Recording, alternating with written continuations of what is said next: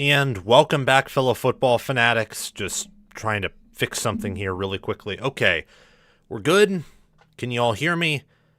I assume you can until proven otherwise, so I'll be paying attention to the chat for a few minutes. But welcome back.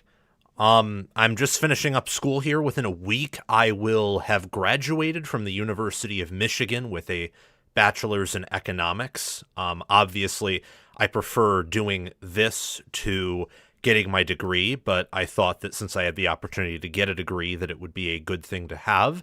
So thank you for supporting me and providing me with enough views, watch hours, and income to pay for, I think it's 90 or 95% of my tuition. Like, thank you so much for doing that. It's been absolutely an incredible journey here. After I graduate next week, so that would be the first full week of May. That would be the 4th through, or the 3rd through the 9th. That first full week, we will have a consistent schedule from here on out. Promise. That's why today's show is going to be a bit longer, is because we're going live today. Friday, we'll be back at you with more topics to discuss, and then we won't be live again until Thursday and Friday of next week because my exams are earlier in the week and I need to study for them. Quick programming note, tomorrow I will be in Indianapolis. I will be there for Indiana's spring game and be doing a few shows with Galen Clavio, so if any of you Indiana fans happen to be there, I would love the opportunity to meet you. But thank you for coming on in, for joining us. If you haven't already, please like the show, subscribe to the channel, and hit that notification bell if you want to support me and ensure that I can continue doing these live shows and give you all this in-depth research fairly easily. Make sure to send a super chat, sign up as a YouTube member, or join my Patreon page via the link in the pinned comment. If that's not easy to access, it's in the description. That ensures me enough of a livable income to do this and continue to build this channel, which that's my dream. There are multiple income streams I want to have, but this is the one I am the most passionate about. Let's start off by discussing the new college football playoff system and all of these different things in college football from a national scope. And then we'll zoom in and talk a little bit about the Bryant Haines drama with Alabama's fan base. We'll discuss a lot of Ohio State, Michigan, Georgia, Oregon, as we always try to do here on this channel. And I am very, very excited to do that. We love talking about all of these programs here on College Football with Sam. Let me just make sure I have everything set correctly. I do. So, perfect. I think pressure is an intriguing thing to measure in college football over time. And from my perspective, pressure is at an all-time high in the sport. It's more intense than ever, and it's more intense than ever, I think, because of, a variety of factors. But NIL, the portal, witnessing what Indiana just did, there are so many things that just didn't exist 5 years ago, guys, that exist now. And all that does is contribute to pressure on these coaches, not just coaches at the top like Ohio State or Georgia or Alabama, or I would even argue in LSU. Like, those schools have always had that type of pressure. But now at other blue bloods or close to blue bloods, the pressure's been ramped up. And at smaller schools, pressure has been ramped up. I do not know of a single school who is under less pressure now compared to 10 years ago. I mean, even Nebraska, despite being in a worse standing as a program now than 10 years ago, it feels like Rule is under more pressure than Scott Frost or Mike Riley relative to the level he's winning at and recruiting at, for example. So it's a really interesting thing to track, and I can't exactly quantify it, but I do think one interesting piece of evidence is that last year we had a record high, I believe, in job changes, like Penn State and Michigan, blue blood institutions.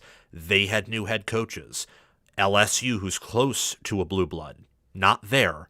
Would take a while to get there, actually, but they're like a top 15, top 10 program all time. They have a new coach. Ole Miss had a new coach. Florida had a new coach. Auburn, who's won a title in the 21st century and played for another, had a new coach despite a lot of promising recruits and losses in close games. There is talk of several teams having a national title or bust season this year. Patience is at an all-time low in this sport. And if there are 3 teams entering the season that I think really are the centerpiece of that statement, of that argument, that patience is at an all-time low, let's talk about it. Oregon, Texas, and Notre Dame are those 3 teams. And when I say, let's discuss this, let's talk about it, I'm discussing how this is a very new thing in the sport. Oregon, several years back, was not expected to be a team that needs to win it all or the season is a failure. That was not the case for Notre Dame 5 or 10 years ago either. That was not the case with a Texas. They were trying to get to the point where they could be there, but they had to stumble through Tom Herman. They had to stumble through Charlie Strong. Oregon had its bout with Mark Helfrich and Willie Taggart. And Notre Dame, they had Brian Kelly, who in a lot of ways was kind of like the Paul Christ of Notre Dame with hindsight. Reached the college football playoff, although Chris never did that, but he had to play in a Big Ten league that usually due to the Big Ten championship game would prevent Wisconsin from getting there.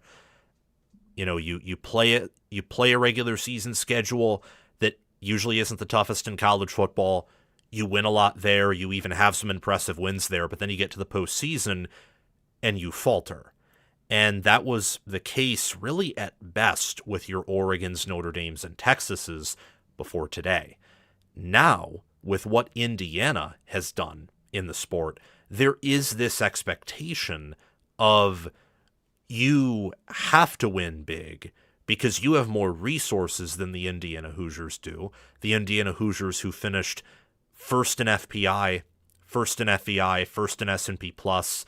They were the first ever program in the modern history of college football to go 16-0, not counting Yale because they played when the forward pass didn't exist.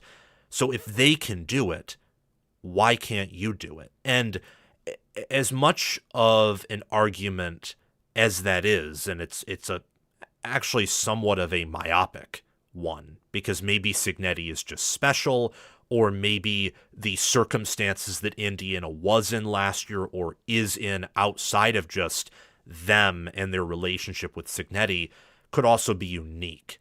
It's going to need to be further studied to figure out exactly how that happened, because it was such a statistical outlier that I don't think a fluke accurately describes it. I don't even know if a miracle describes it, because those 2 seasons and how Indiana played those games felt so sustainable that you almost couldn't believe they had the 72nd best recruiting class. But when the Hoosiers do that, you look at an Oregon, a Texas, a Notre Dame. Texas's last national title was in 2005. None of those programs, including a Miami, including a Texas Tech, a Texas A&M, they have not won a national championship in the college football playoff era. Indiana has. Indiana has as many national titles in the college football playoff era as LSU and Michigan. They only have 1 fewer than Ohio State and Georgia. They have more in that span than Oklahoma. They only have 1 fewer than Clemson. It's that really broke college football's psyche in a sense. And you also have to keep in mind that even before Indiana was in the picture, Oregon, Texas, and to a lesser degree Notre Dame, but Notre Dame has deeper pockets than a lot of people realize, the ability to pay players leveled the playing field at the top with your Ohio States, Georgias, and Alabamas to a degree that I don't think most people have comprehended yet. I imagine a lot of you in the audience have, but some of you probably haven't either. I mean, there's a reason why in recruiting that Oregon and, say, a USC, who aren't even top 10 in national title odds right now, there's a reason why those two programs last year signed an average rank per recruit, as in their average recruit was better than Ohio State's or Alabama's average recruit. And they have not won titles or produced NFL players over the past 10 or 5 years even at the clip that those schools have. That is because relationships still matter. The pitch still matters. The history to a little bit of a degree still matters. Proximity still matters. But the check and the employer-employee relationship, the employee compensation, almost said composition, for playing at a school, that's more important now more than ever. I mean, there are college kids who are guaranteed to make more in college than they ever will, at least as a rookie in the NFL, because maybe they don't have the measurables for the NFL, but they have everything needed to be an elite college player. NIL and the portal were a complete game changer. Same with the 2023 clock rules, because now talent advantage inherently doesn't matter as much because there are fewer plays in a game to exploit an opponent's talent disadvantage if your team has an advantage over your opponent. So it's for a variety of complex reasons, but pressure is more intense than ever in the sport. And I think that it is appropriate for pressure to be more intense than ever in the sport because of these factors. The sport is evolving to more of a professional model like the NFL, where there are coaches in the NFL who are like John Harbaugh, won a Super Bowl, been to the playoffs multiple years, won his very tough division with the Steelers having like this permanent floor of 9 or 10 wins under Mike Tomlin, being a good regular season team, the Bengals having Joe Burrow, so they're always a tough out. And then that division in the NFL has a rivalry component to it that a lot of other divisions don't have. So even if you play the Browns, you're not safe. And talent in the NFL is super, super equal. It is a league where you can actually use the word equity to describe the talent because they're all so close together. In theory, the teams that are worse over time actually have accumulated more talent because they get more of an opportunity for the top prospects in the draft with, higher ranked picks. So we're moving a bit towards that. We're not even close to that, but we're much closer to that than we were, say, 5 or certainly 10 years ago. John Harbaugh gets kicked out of the Ravens, and he immediately becomes one of the hottest names on the market. Immediately. And it's not, they didn't fire him because he was a bad coach. He's one of the best coaches in the NFL. They fired him because he just couldn't get it done in the time frame they wanted, and they booted him out. It was probably illogical, or certainly close to it, but that's just the name of the game in the NFL.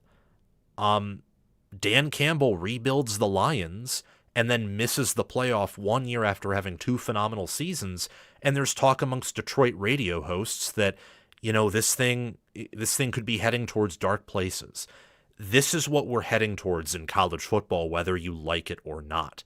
It's the reason why Indiana was able to do what they did, because coaching now and doing more with less matters now more than ever before. Decision-making matters now more than ever before because the games are shorter. The plays, therefore, have a higher weight on each individual play than before because there are fewer of them. Teams are running their offense slower. They're trying to control the clock more. Steve Sarkisian said it best on a podcast with Marshawn Lynch that we're going back to running the football. He's correct there. It's why Texas, prioritized offensive line and running back so heavily, not just because that's what Sark truly wants to do with his outside zone scheme, but he knows that, game control is the premium, and that's been something that's hurt Texas these past 2 seasons. It's why Indiana, despite having less NFL talent than Ohio State, won it all in Ohio State and an Alabama team that was also old and had a lot of talent like Ohio State didn't, because Alabama literally couldn't run the ball. Ohio State somewhat could, and Indiana probably had the best rushing attack in the nation last year. Wasn't as explosive as a Notre Dame, but was certainly more consistent.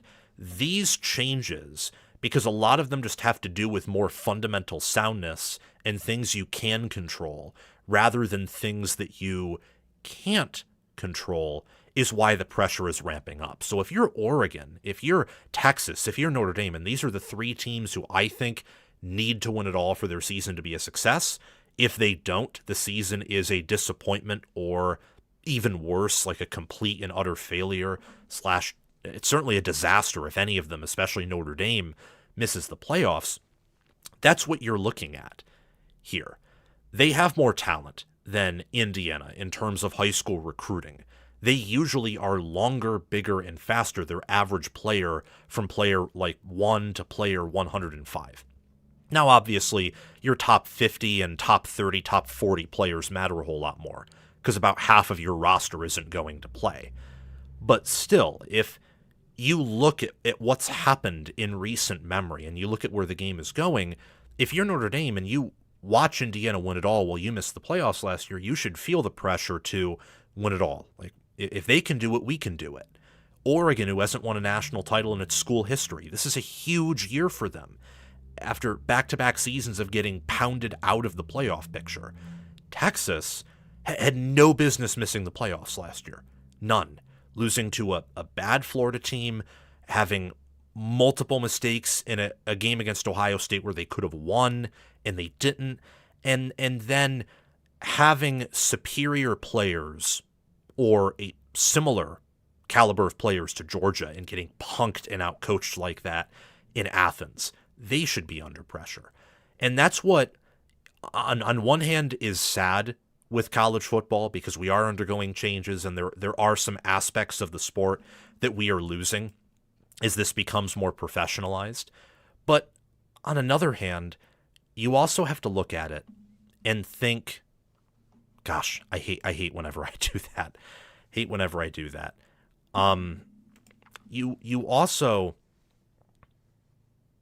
it's sad on one hand because of what we're losing. But on another hand, we are getting, I don't exactly know how to describe it. We're going to get more pressure, more energy, more excitement in the sport moving forward in another way, where you will see coaches get fired more frequently. You are going to see more big games because the playoff is expanded and because these conferences consolidating means you're going to have more top-end matchups. So yes, pressure is bigger than ever in college football. There are positives to that. There are negatives to that. Really all I can say is that the sport is changing rather rapidly. And if you're Notre Dame, Texas, or Oregon, I think this year, with all you have bringing back, the alignment of the rosters for Notre Dame and Oregon, the schedules for Texas and Notre Dame missing the playoffs last year, those teams have to get it done this year. They have to. And I am leaning right now towards one of them probably getting it done. So that is interesting. And when you look at ESPN's post-spring top 10, pretty much all of these schools are ranked inside of the top 5. You know, Texas is at 5th, I believe. Notre Dame is at 4. I think Oregon is at 2, if I remember correctly, in looking at ESPN's top 10 rankings. So, you know, this is how it works. After most spring practices are over, the networks drop their post-spring top 10. ESPN just dropped their post-spring top 10 since spring practice is mostly concluded. And I actually do think it's a decent list here. I've been highly critical of ESPN in the past for their lists or their rankings, and a lot of them have deserved it. But I think outside of 2 or maybe 3 teams in this list, it's solid. ESPN lists their top 10 contenders entering 2026 in their post-spring top 10. And I disagree with a lot here, but I can empathize with the order of placement inside this top 10 for 80% of the teams, so 8 out of 10 teams. Let's look at some of the win totals from FanDuel before getting to this. Why didn't I discuss win totals in the why did I do that? My apologies, because I got too hung up on the pressure part of it and didn't go through returning production, didn't go through win totals and all of that stuff. That's my bad. So let me go over this segment. Let me go over it again. ESPN dropped their post-spring top 10, and I think they got 80% of the list right. I don't necessarily agree with the order of that top 8, but I can see how they would arrange that top 8. 9 and 10 I disagree with, and we will get to that. But I want to start off in looking... I can't believe I just messed that up again. Yeah, my apologies, guys. I think I really... Oh, yeah. Damn. Yeah, I botched that. Completely botched it. Anyway, ESPN's top 10. I've tried to do the intro so many times, so let's just get to it. ESPN's post-spring top 10 rankings, I agreed with 80% of them. Placements I could disagree with inside the top 8, but I can understand why they would slot the teams where they did. What I do not understand is the Texas A&M and Ole Miss preseason love to this degree, but we'll talk about that in a minute.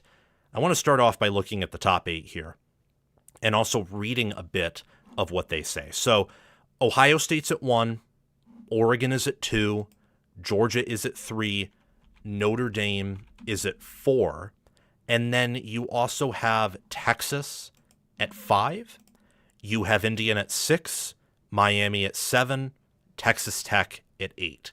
And I do agree quite strongly that those are your top 8 teams in terms of power ratings entering the 2026 season. Ohio State's previous ranking in their 2026 top 25 was 6th. We're only looking at the top 10 because I don't want this to be a 30-minute segment, and I'm really curious about their top 10. I also don't quite know what my top 25 in totality is going to look like for the post-spring yet. I do have a good idea about my top 10. So they have Ohio State number 1. Their previous ranking was 6. It sounds like now that they've taken a look at the roster and the coaching staff, they basically trust Arthur Smith to jump in as one of the top OCs immediately. They think that they did a really good job in the transfer portal, and they do point out that, you know, when you return your QB1, running back 1, and wide receiver 1, really good things can happen there. They have Oregon at number 2. Their previous ranking was 5th. I think that they looked at what they're returning, the roster, you know, Dante Moore coming back, and having new coordinators that I think they trust at least a little bit. And also the defensive line with Amari Washington, Mateo Uiagalelei, and Tatum Tuioti, along with Bear Alexander. Those are pretty good additions, I would say. Or not pretty good additions, but returning starters from last season where Oregon had a top 5 defense. Georgia at 3rd. Previous ranking for ESPN was 4th. They do lose a lot. They have questions at receiver, but it sounds like Kirby Smart is quietly confident in his defense, which I do think is interesting from my preseason research angle. Secondary is some questions. Pass rush is some questions. A D-tackle and linebacker are very strong, though, and Georgia does have talent at D-end and corner and safety. And I do trust Smart inherently with defense in the same way that I would do Ryan Day on the offensive side of the football. Notre Dame is at 4. Previous ranking was 3rd. I don't quite know why they would drop them if they were previously high on them. Notre Dame in the portal out of these 4 teams so far had, I would say, the best class. Ohio State out of these 4 teams so far added the most, but they also lost quite a bit of depth. So a lot of changing of the guard, a lot of new pieces. We'll see. They haven't really done that before. Oregon and Georgia did a really good job of maintaining and bringing in some supplemental pieces here and there.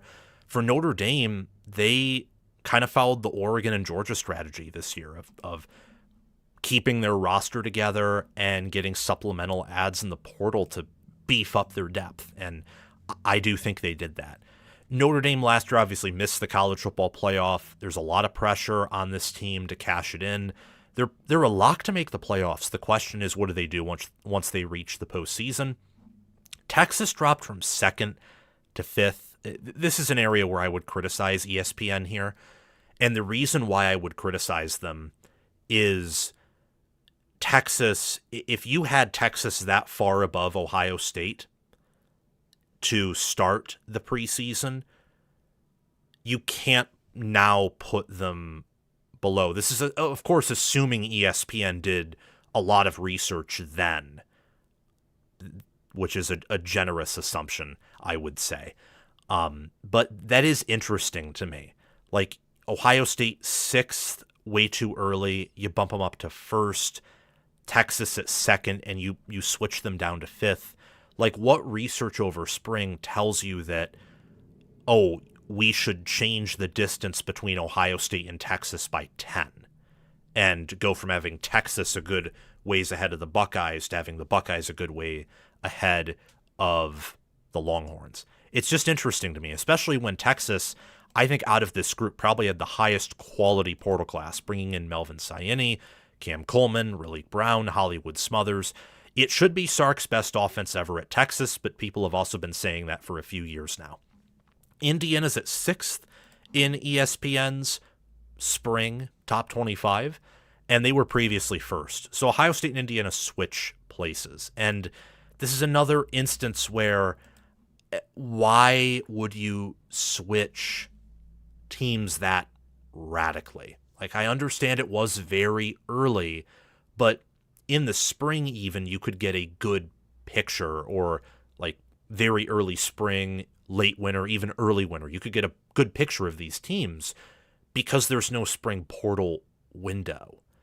And I myself didn't have Indiana at 1st in my way too early top 25. I also did not have Ohio State there, who now occupies ESPN's top 25. But it's interesting some of the switches they've made, because going from 1st to 6th in the modern era, or 6th to 1st, is not as big of a drastic move as it would have been 5 or 10 years ago in a poll, but it's still a pretty big swing, I would say. So I'm curious to see the logic from ESPN behind that, and they don't really explain why they moved these teams up and down. Cignetti has said, and we'll talk about this in a later segment, that this is the best defense that he's had at Indiana. The question for them is, can Josh Hoover be 90% of what Mendoza was, 100%, or is he closer to 60 or 70%? And that will decide the season. They have Miami at 7th, prior ranking of 8. It looks like they're highlighting Miami's return of their tailbacks, their star receiver, and that the D-line losses are significant, but adding Damon Wilson, adding Keona Davis should help. And they also return Muhammad Toure, who is the nation's leading tackler. 8th is Texas Tech. With Texas Tech, they were previously ranked 7th, so they just switched with them in Miami. I do think that Miami and Tech are a part of a wider top 8 that can win it all, or that are the obvious title contenders based on a combination of schedule, roster talent, coaching, depth, X-factor players, just everything that would go in a power rating. But I do agree that Miami and Tech are kind of in their own lower tier than the rest of the top 6. So I like that ESPN is also seeing that. What I don't understand is Ole Miss and Texas A&M at 9th and at 10th, respectively. I don't get that. Yes, Ole Miss, I think, is the number one college quarterback in Trinidad Chambliss. He's competing with Arch Manning and Dante Moore, in my opinion, for that honor. Moore and Manning have a way higher NFL ceiling. Chambliss, I think, right now is the better college player. But when you have a new coaching staff, when you lose as much as you do at wide receiver, on defense, much of the offense outside of that does come back. But remember, Ole Miss was a fringe top 10 team in power ratings last year that won a good amount of close games. Are they really going to be better? I mean, maybe they could be, or they could be as good as they were last year, but I sort of think that's doubtful. And I would look at probably an Oklahoma, USC, Michigan, maybe even an LSU ahead of them. And there are some other teams we could talk about there. And then we have Texas A&M. I will tell you guys this right now. Texas A&M is the most overrated team in the preseason right now. Almost everyone has them in the top 10. Everyone unanimously has them top 15, except for me and maybe someone else's list that I haven't seen yet. They lost their entire offensive line, much of their defensive line and front seven. They lost one of their key linebackers in their spring game, I believe. They lost him for much of the preseason or for the season. They returned Mario Craver, but Marcel Reed is one of their only returning players on offense, and he was probably one of their worst offensive players last year. Elko should upgrade on defense. This should be his best defense ever at Texas A&M, but the upgraded defense this year is going to be much smaller than the drop-off on offense this year. A&M is a team that is more of an 8-4, 7-5, 9-3 team. They are not a top 10 power-rated team. I don't really think in any world. Overall, this was, in my opinion at least, a pretty good list. I disagree with much of the placements. Like, I do not believe Ohio State's the number one power-rated team, and I'm seeing that a lot this year. And it's almost funny because I think preseason research would tell you last year's Ohio State team was stronger than this year's Ohio State team. And I was someone who was too low on Ohio State last year, but I thought that Arvell Reese would be an elite linebacker. I knew Caleb Downs would be good.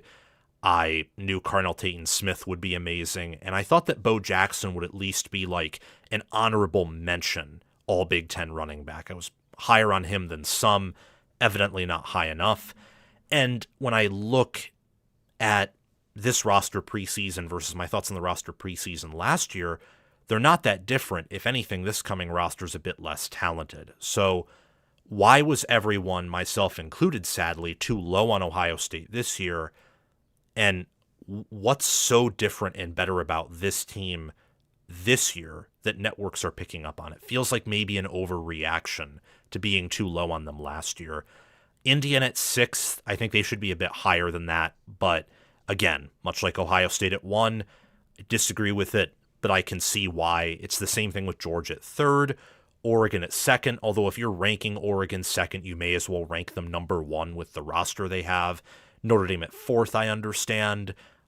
Texas at 5th, I think, is too low for a power rating, but maybe they're also rating or ranking this list differently than I would. Love Miami and Texas Tech at 7th and 8th. I think that's the perfect spot for them. The only parts of this list that I think are bad are Ole Miss and Texas A&M inside the top 10, and at least they're not putting, say, Houston because they won 10 games in the top 10, or at least they're not putting, doing something extremely dumb like that. This is actually a pretty good top 10 post-spring from ESPN, I would say. Your top 6 here, Indiana, Texas, Notre Dame, Georgia, Oregon, and Ohio State, I think those are unanimously your top 6 teams entering 2026. Though there is usually always at least one team that surprises and one team that disappoints. So I'm curious, maybe you can answer that in the comments section. Which team in that top 6 is going to majorly disappoint this fall? I want to talk about the 12-team playoff and its expected evolution to the 24-team college football playoff. This is something that has been in the works for quite some time. I had my friend Chris Drew in an episode we did come on the show and discuss it. And I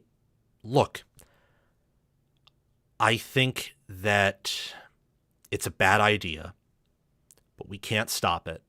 And there is a positive coming with these changes, in my opinion.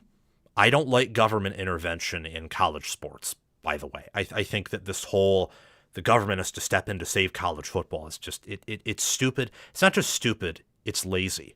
We can be responsible for ourselves here. Like, why do we need, like, this is sports. This isn't national defense.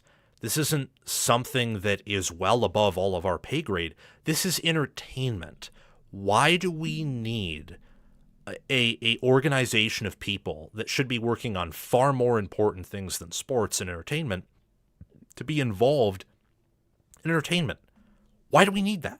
It boggles my mind. We are people. We are individuals. We can problem solve. We're not all powerless here. We can come together and do things. And I think that this is a big mistake for there to be pressure and intervention on the part of the federal government in college sports. Like, just get out of here. It's stupid.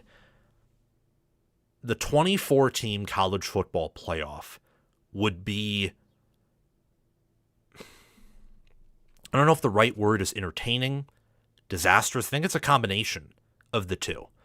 Because on one hand, based on the reports that we're hearing, for example, you're not going to get like more G5 teams in this thing. But on another hand, you're looking at the expansion of the playoff field so far that you're going to take out conference championship games. The regular season is going to be even further de-emphasized. It's going to become more like an NFL model. And if the 24-team playoff is like, if it's like this, then what's going to stop an Ohio State or a Georgia or an Indiana or an Oregon or Texas Tech in their final game of the season from like resting players, especially if they have like even minor injury concerns? The professionalization of the sport is just around the corner, guys. And the 24-team playoff that's coming, and it's going to be here, I think, next year or the year after that or sometime very soon.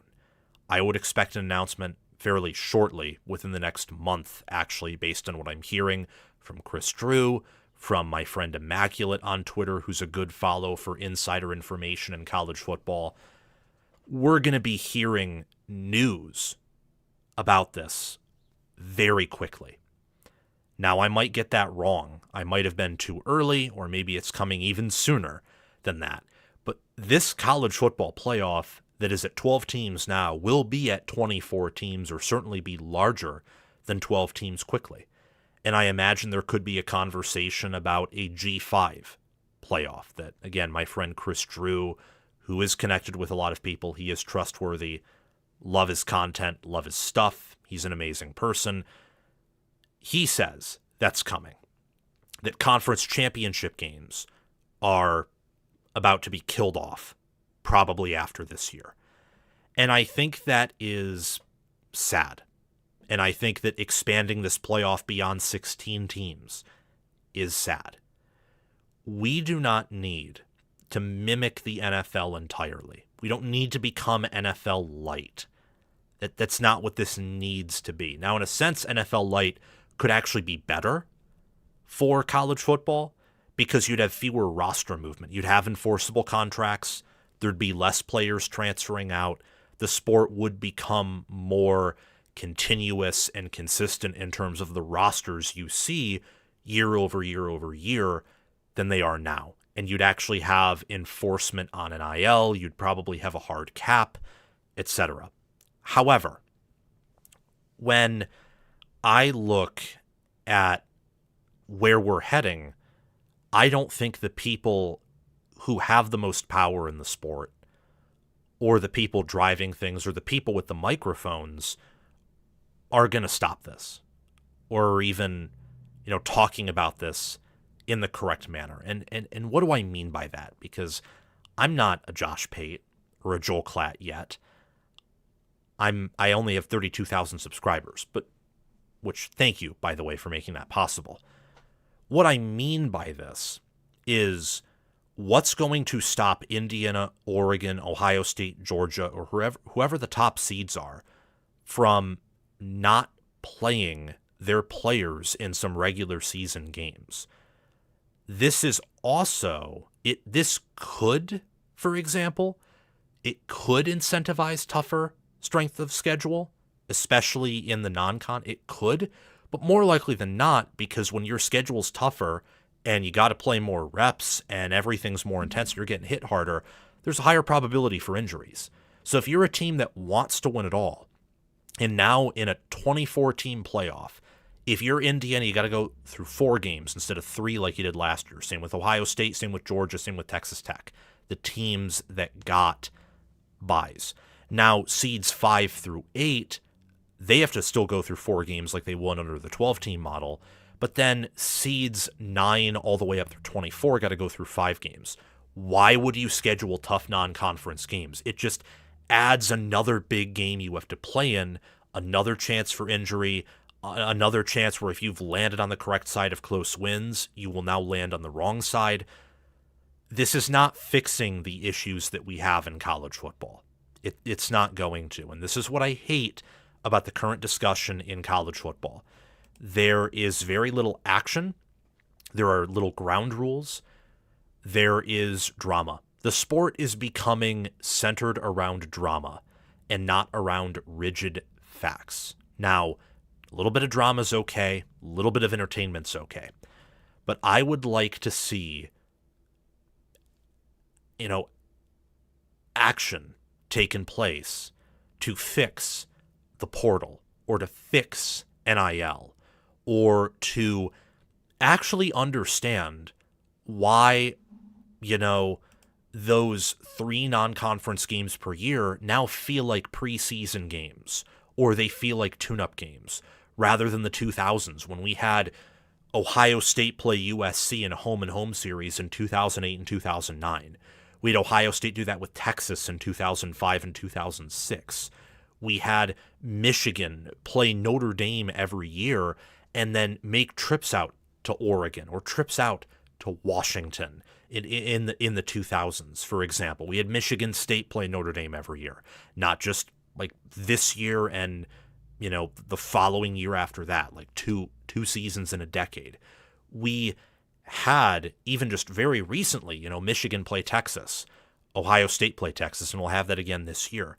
But those games are going away, and they're being talked about as canceled because athletic directors and coaches recognize, much like they did with the clearinghouse rules and the NIL cap, which doesn't actually exist. That's all BS. It's not real, and it's not beneficial to follow those rules or follow those old traditions anymore. It's not. So why would they do it? And I think that's my issue with all of this. The 24-team college football playoff proposal, it sucks. It's not good for the sport. I'm all in favor of a 12-team playoff or a 16-team playoff or an 8-team playoff. I think somewhere in between that's the ideal number.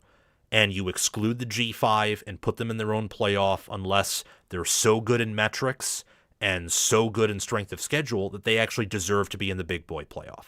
I think that is how you fix this.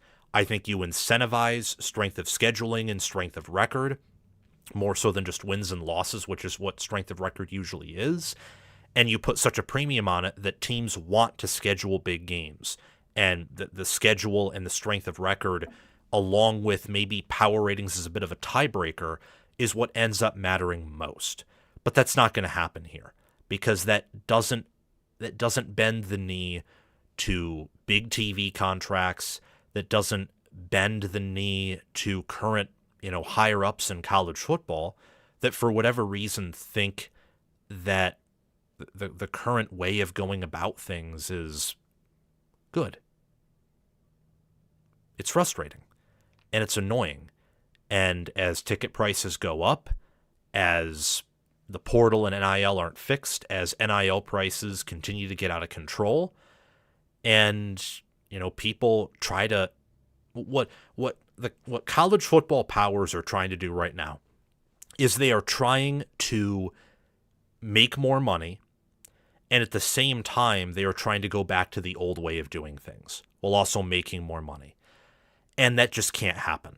You got to choose one or the other. If you're going to go down this road of like full-on professionalization, which 2014 playoffs, one for the G5, one for the Power 4, and maybe a really good G5 team if you ever get that, and super conferences, if you're going to go down that road, you have to professionalize the sport entirely, and you have to pay players millions of dollars, and the transfer portal will be a thing with actual contracts. You'll have to make the players employees of the schools. You'll have to go down that road.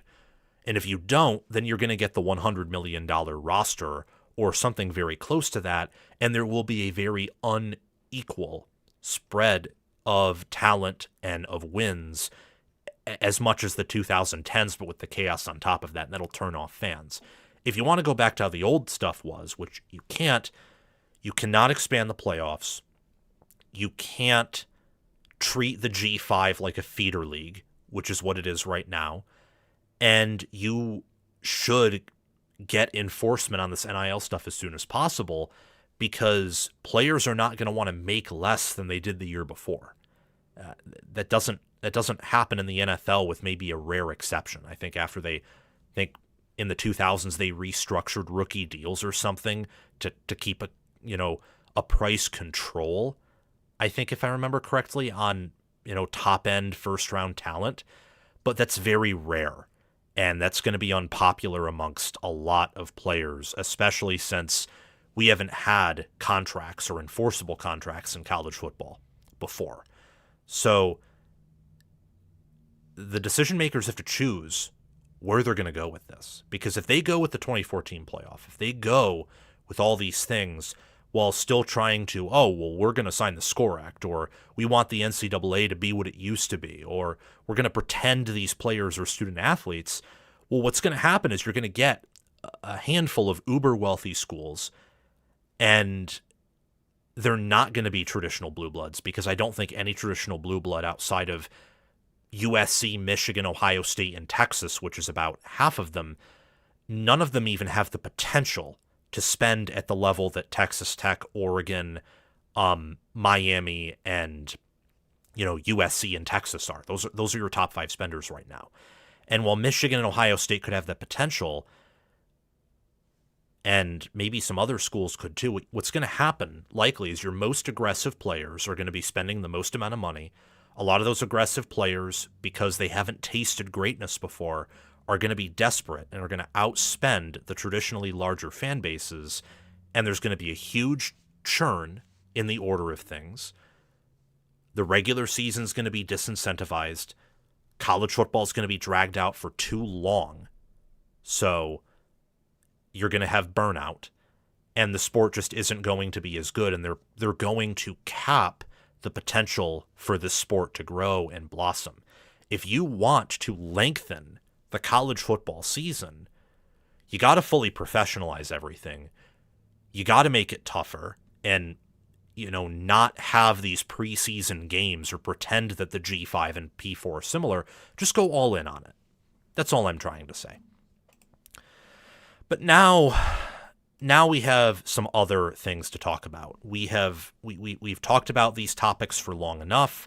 I've probably dragged my feet on a lot of these things, which is, unfortunate, but it is what it is.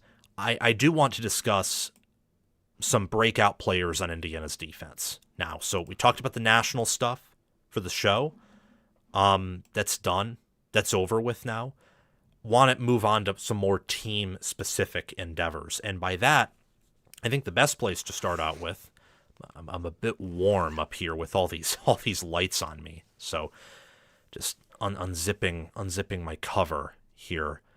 Let's talk about breakout players on Indiana's defense, because Curt Cignetti, just yesterday, I believe, said that this is the best defense he's ever had with the Indiana Hoosiers, and that this defense is ahead of last year's defense.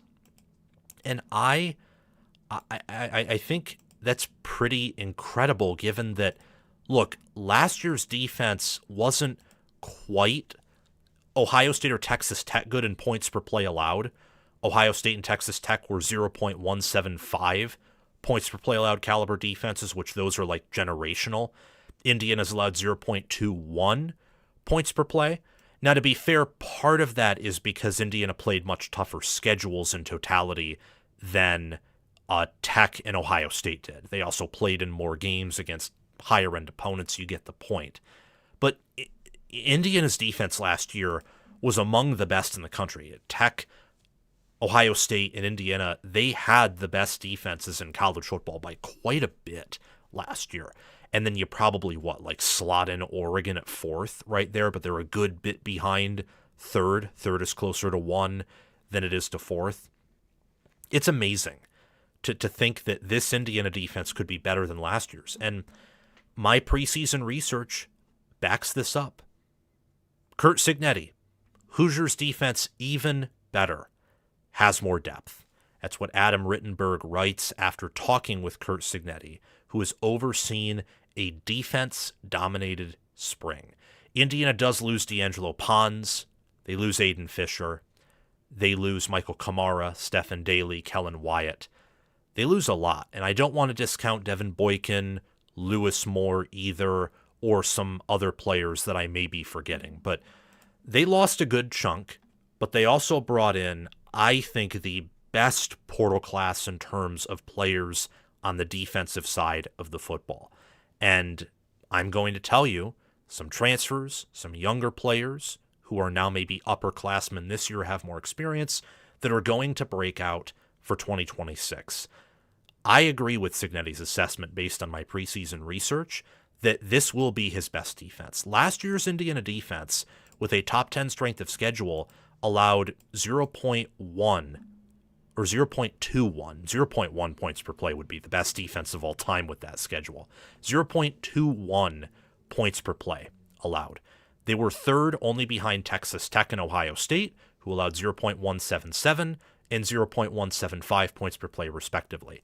Indiana will allow that caliber of points per play this season. 0.175 is what I think their defense will allow.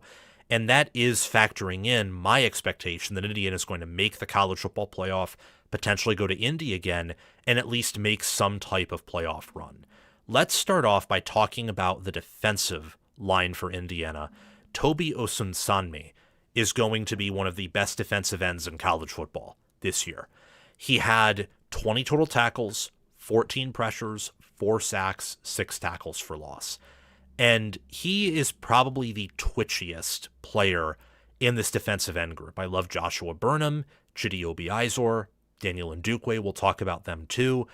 Osunsanmi is, from my perspective, a all-American player when you factor in the development that he's going to receive at Indiana, how he'll factor into this scheme, and what he has around him too. And the fact that he's 6'3", 250 pounds, 4-star out of high school, did well at Kansas State. Kansas State didn't have nearly the defense, whether defensive coordinator or development or overall roster on that side of the ball, that Indiana did. And he was one of their better players. He's now a Hoosier, and Indiana's staff, it's my number one staff. It's the staff I give the most benefit of the doubt to. So I love that addition. Chidi Obiizor, who's 6'5" and 270, more of, I would say, like your traditional D-end, bigger, taller, closer to a defensive lineman, whereas a lot of D-ends now are kind of like beefier, twitchier linebackers, in a sense. So Arvell Reese, Micah Parsons, Abdul Carter started their careers as linebackers, moved at times, or in the case of Abdul Carter, full-time into the defensive end role. That's kind of the new D-end, the edge player, the outside linebacker. Obiizor with 4.5 tackles for loss, 30 pressures last year, 2 sacks. Just I really like the size that Indiana's bringing in for this defensive line portal class, paired with the fact that they return their top 2 defensive tackles, Mario Landino and Tyreek Tucker, who had really good seasons last year. And they have depth there. They lost 3 defensive ends to the NFL. They're bringing in 3 from the portal, and they do have one coming back who made his name known in the Peach Bowl, that being Daniel Ndukwe. He had 12 pressures, 2 sacks, 3 tackles for loss, a 66.8 PFF grade, and was a star in that game against Oregon in the Peach Bowl. You don't have Kellen Wyatt, you don't have Stephen Daly. Well, at least against Oregon, no problem. They could have used those players against Miami, believe me. If they had Stephen Daly against Miami with Kamara on the other side, they probably get a bit more pressure and maybe even cover the spread there. They were doing a pretty good job in run defense outside of that one long run they allowed to Fletcher. With Ndukwe entering his junior year, he is again of appropriate size, at least now, to be a defensive end. A lot of criticism about Indiana in the past has been their size, and I don't really care about that because they showed in run blocking on the O-line and their play on defense that didn't really matter. It didn't. And in college, measurables only matter as more so a tiebreaker. In the NFL, they matter a lot more. What people, I think, make a mistake of, especially these higher level media types, is they confuse the NFL and college football. And it's like, guys, you can be a elite college player and be an undrafted free agent in the NFL because measurables or injury history just doesn't match up with what they want. Those leagues are very, very different. Indiana now is starting to get NFL caliber measurables across multiple positions, especially starting positions on defense and offense. They had that last year. They didn't really have that at all in 2024 outside of Pons and parts of the defensive line and one linebacker in Aiden Fisher and their receivers. This past year, they had it everywhere.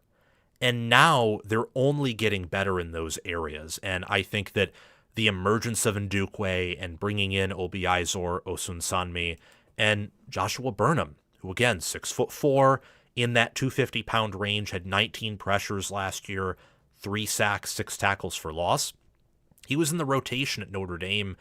I think he wanted to come to a place where he could get a fresh start, or maybe from his perspective, better coaching, because Indiana last year had better defensive ends and a much better defensive line than what Notre Dame had last year. I say come to a place with better development or a fresh start because he's not going to be a full-time starter that won't rotate at Indiana. They're going to be rotating these 4 defensive ends I'm talking about. And he was in that same position with Notre Dame last year, where he was rotating with a pretty deep defensive end core, and which should have or be one of the best fronts in all of college football this year in South Bend. I loved this addition too. I mean, I loved most of Indiana's portal additions, especially on defense. That's what we're talking about here.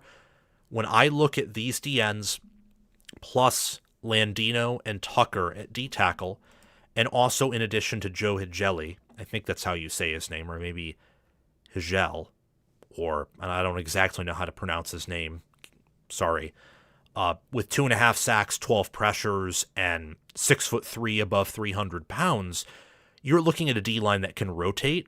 You're looking at a player like Obiizor who probably has the size to play not just at D-end, but also play D-tackle, not nose tackle. He's not big enough and maybe a bit too tall to be a traditional nose tackle, but he could fill in like an interior position, especially say on pass rush downs with that size. So you have a lot of diversity in that room, different types of bodies, different calibers of athlete. All of them have at least some degree of experience and have multiple snaps. This defensive line, in combination with Oregon's, is the best in college football. Those two are the best, and I don't necessarily think it's close. I kind of view it as Oregon or Indiana is 1A or 1B, If you want a D-line with the most NFL talent and potential, you go with Oregon's. If you want pass rush upside, you go with Oregon's. If you want run stop, I think you go with Indiana's. If you want most TFLs possible or tackling, you go with Indiana's there. It's a really close debate between those two, and then there's just this massive drop-off for third and beyond in the defensive line group. Also pay attention to younger player Kyler Garcia, who I think Kyler Garcia redshirted last year or is a redshirt sophomore. Some live research here. Yeah, he redshirted last year. He was mentioned in an article I read, I think it was by Indy Star, about Indiana's defensive depth chart as one player who could rotate. So pay attention to him. We will be, as I mentioned earlier, at Indiana's spring game. So if you want to see me there, just get in contact with me via my email or be paying attention to someone wearing a white college football with Sam hoodie or shirt. And I'll be looking at all these different players. It'll be my first real look at Indiana football this spring. Caden Turner at linebacker is a breakout player I'm paying attention to here. I'm not mentioning the other linebackers because Isaiah Jones and Elijah Hardy already had breakout seasons. Turner is the projected third starter because IU runs multiple. 4-2-5 or 4-3-4 is what they run. Sometimes they'll run a 3-3-5 as well. They like to mix up formations and do different things on defense. We'll talk about what Bryant Haines said to some Alabama fans or the Alabama fan base a bit later. Compared to the offense, I would say Indiana's defense is the more complicated side of the football. Like to use a lot of different looks and different things there. And Turner will be a huge part of that this season with the departure of Aiden Fisher. Didn't see much action last year, but I trust Indiana at linebacker.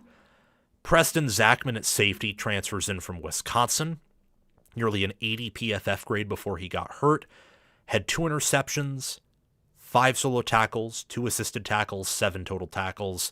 Older player, 6th-year senior, veteran, did well under a good defensive coordinator in Mike Tressel. Now he's going to be with a better defensive coordinator in a more disciplined team, program, and better culture at Indiana.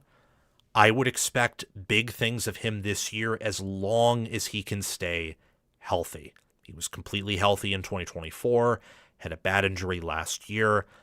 As long as he's healthy in this system and with this staff, I'm trusting him to come forward. He had a wonderful play against USC where he was, basically backpedaling and covering one of USC's receivers in their game against the Trojans in 2024 and got a wonderful interception off of that.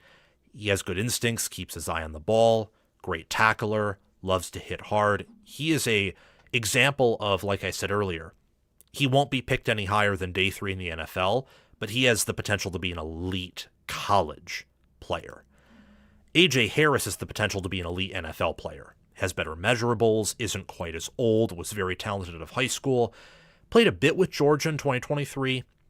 He had an All-American caliber year with Penn State in 2024, and then as Penn State's program cratered, his play cratered with them. He didn't do all that well last year, only had 1 pass breakup, 33 total tackles, a 60.7 PFF grade. I'm not going to say he is D'Angelo Pons, because D'Angelo Pons and Leonard Moore were the best corners in America last year. I do, however, think that A.J. Harris is going to have a reemergence and play much closer to his 2024 level, if not potentially better, because with hindsight, I think that Haynes is a better DC than Tom Allen. I think that Indiana as a program now is better off than where Penn State was when Harris was playing there in 2024 too. Obviously, that's the case compared to Penn State's 2025 program. And him, along with Ryland Gandy, I would expect to have good years. Gandy or Harris, one of them is going to be a backup corner here, or maybe one of them will be the starting nickel, hasn't exactly been determined, though it's really Jaquan Sanks and Byron Baldwin Jr. competing for that nickel spot. Jamari Sharp, who had a really good campaign last year, he's the other corner opposite of Gandy and Harris, who are competing for that spot. I think both of them are going to be better than they were last year. I would expect both of them to have pretty good seasons. The difference between this defense and last year's, and Cignetti did mention this in his talk with Rittenberg, which I briefly cited at the beginning, is this defense is deeper. They can sustain injuries at pretty much all positions on the field and not have much of a drop-off as long as they don't have two, or in some cases they can even afford maybe three and be just fine for a little bit. This is a much deeper defense than what they had last year, and at certain positions they also have higher upside. Like, I think the D-line across the board has higher upside. Linebacker has similar upside. I think that corner, from a measurables angle, does. I can't discount what Pons did. I don't really care that Pons was 5'9". Doesn't matter to me. He was one of the best players in college football last year, and I just don't think you're going to replace that. But the third string corner is going to be more ready this year than whoever that player, I think it was Gandy last year, was in 2025. So corner, I expect there to be a drop-off, but still be really good. Byron Baldwin Jr. is the last player we're talking about here who I think is going to break out. I would expect him or Sanks to start at nickel. He played enough last year to where they didn't redshirt him. And I just expect Indiana to develop well enough and be strong enough at any and all positions, especially on defense, to get good play and get the most out of their players. So he is young. He will be the youngest starter on this defense if he does start as a true sophomore. But a fumble recovery, 11 total tackles, a PFF grade at 70.9, I would expect him to have a pretty good season with the Hoosiers. Just as a quick reminder of how good Indiana's defense was, look at these numbers, look at this spider chart here to further back up my point about how many of these players are about to explode and have good seasons. Remember, Indiana returned a lot from 24 into 25, but they also did lose some players, and there were questions about, hey, are they going to get the same caliber of play again? Well, with Indiana, they were second in opponent touchdowns per game, second in opponent red zone touchdown percentage. They were first in opponent yards per point, which meant that they won the field position battle. It also means that in order to score a single point, opponents had to really get a ton of yards in Indiana, so they had to go on long, grueling drives to get into the end zone. They did not have an easy time getting there. They were also top 5 in opponent points per play, in opponent punts per score. They were 7th in takeaways per game. That was their biggest edge in terms of defense over, say, a more talented Ohio State defense, is Ohio State didn't force turnovers and Indiana didn't. And some of that is a luck thing. Some of it's also a thing where Ohio State last year wasn't in the right place at the right time as much as Indiana was. And that's saying something, because Ohio State was in the right place at the right time like 90% of the time. Indiana was just there at 95 to 99% of the time, depending on, what game they were playing. I think the Hoosiers, along with Ohio State and Texas Tech, had the best defenses in college football last year. Tech had the best raw pass rush. Indiana was the most disciplined and the best at taking away the football in a sustainable way. And Ohio State was the best in terms of overall talent and upside. Like in the Big Ten championship game, the Ohio State defense was the best unit on the field in that moment. Ohio State just happened to lose 13-10 because their special teams unit and offense were the worst units on the field. But this Indiana defense was damn good. It was a defense that, along with Texas Tech and Ohio State, were top 3 in FEI defense, in S&P Plus defense, and in FPI defense.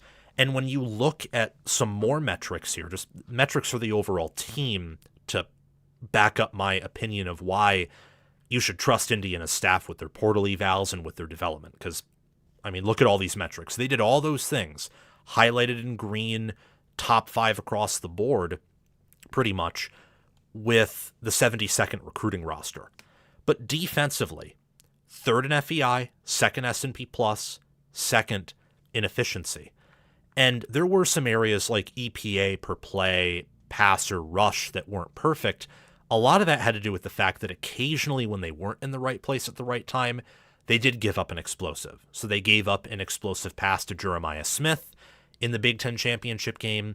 They gave up an explosive run to Mark Fletcher in the Natty to Oregon. They actually gave up a few explosive passes and an explosive rush, although a lot of that was in garbage time.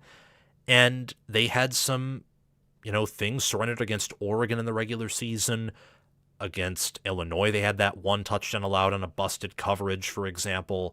They weren't perfect, but they were about as close to perfect as you can get. And how efficient they were at winning the margins, at being fundamentally sound, at controlling the controllables is amazing. And that's why I think they're going to have an even better defense this coming season, because when you are, this good at game control, at yards per play margin or points per play margin or success rate margin, and your first in power ratings, all with that type of talent that they had, which, look, their talent was top 10. It wasn't quite Ohio State's. They didn't have the aliens at pass rush or O-line that Miami did. They didn't really have the totality of aliens player 1 to 105 that even an Oregon did. But man, their 22 starters or their 44 two-deep guys were among the best and definitely the most balanced roster in college football.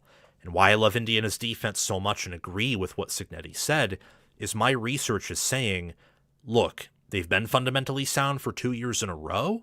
It's only going to get better the more that staff is there. And on top of that, they're bringing in players with better measurables. So if you have 2 players that are perfect in the controllables, but one has an uncontrolled talent edge that, the player with a lesser talent edge can't catch up to, you take the more talented player.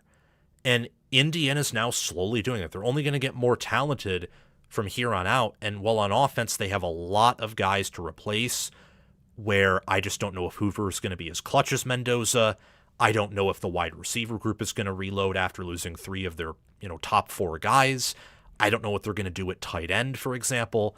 The defense, I am so much more confident in answering the questions they have about the players they lost.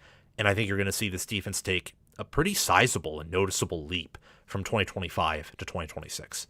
It's going to be fantastic. This is going to be a defense that, look, it's going to be suffocating. It's going to be annoying to deal with. And apparently their defensive coordinator in Bryant Haines is very annoying for Alabama fans and for parts of college football right now. I have my thoughts on this. Look, I don't know exactly if I would have tweeted this, but I'm also not Bryant Haines. I'm not a coach. I'm not. I think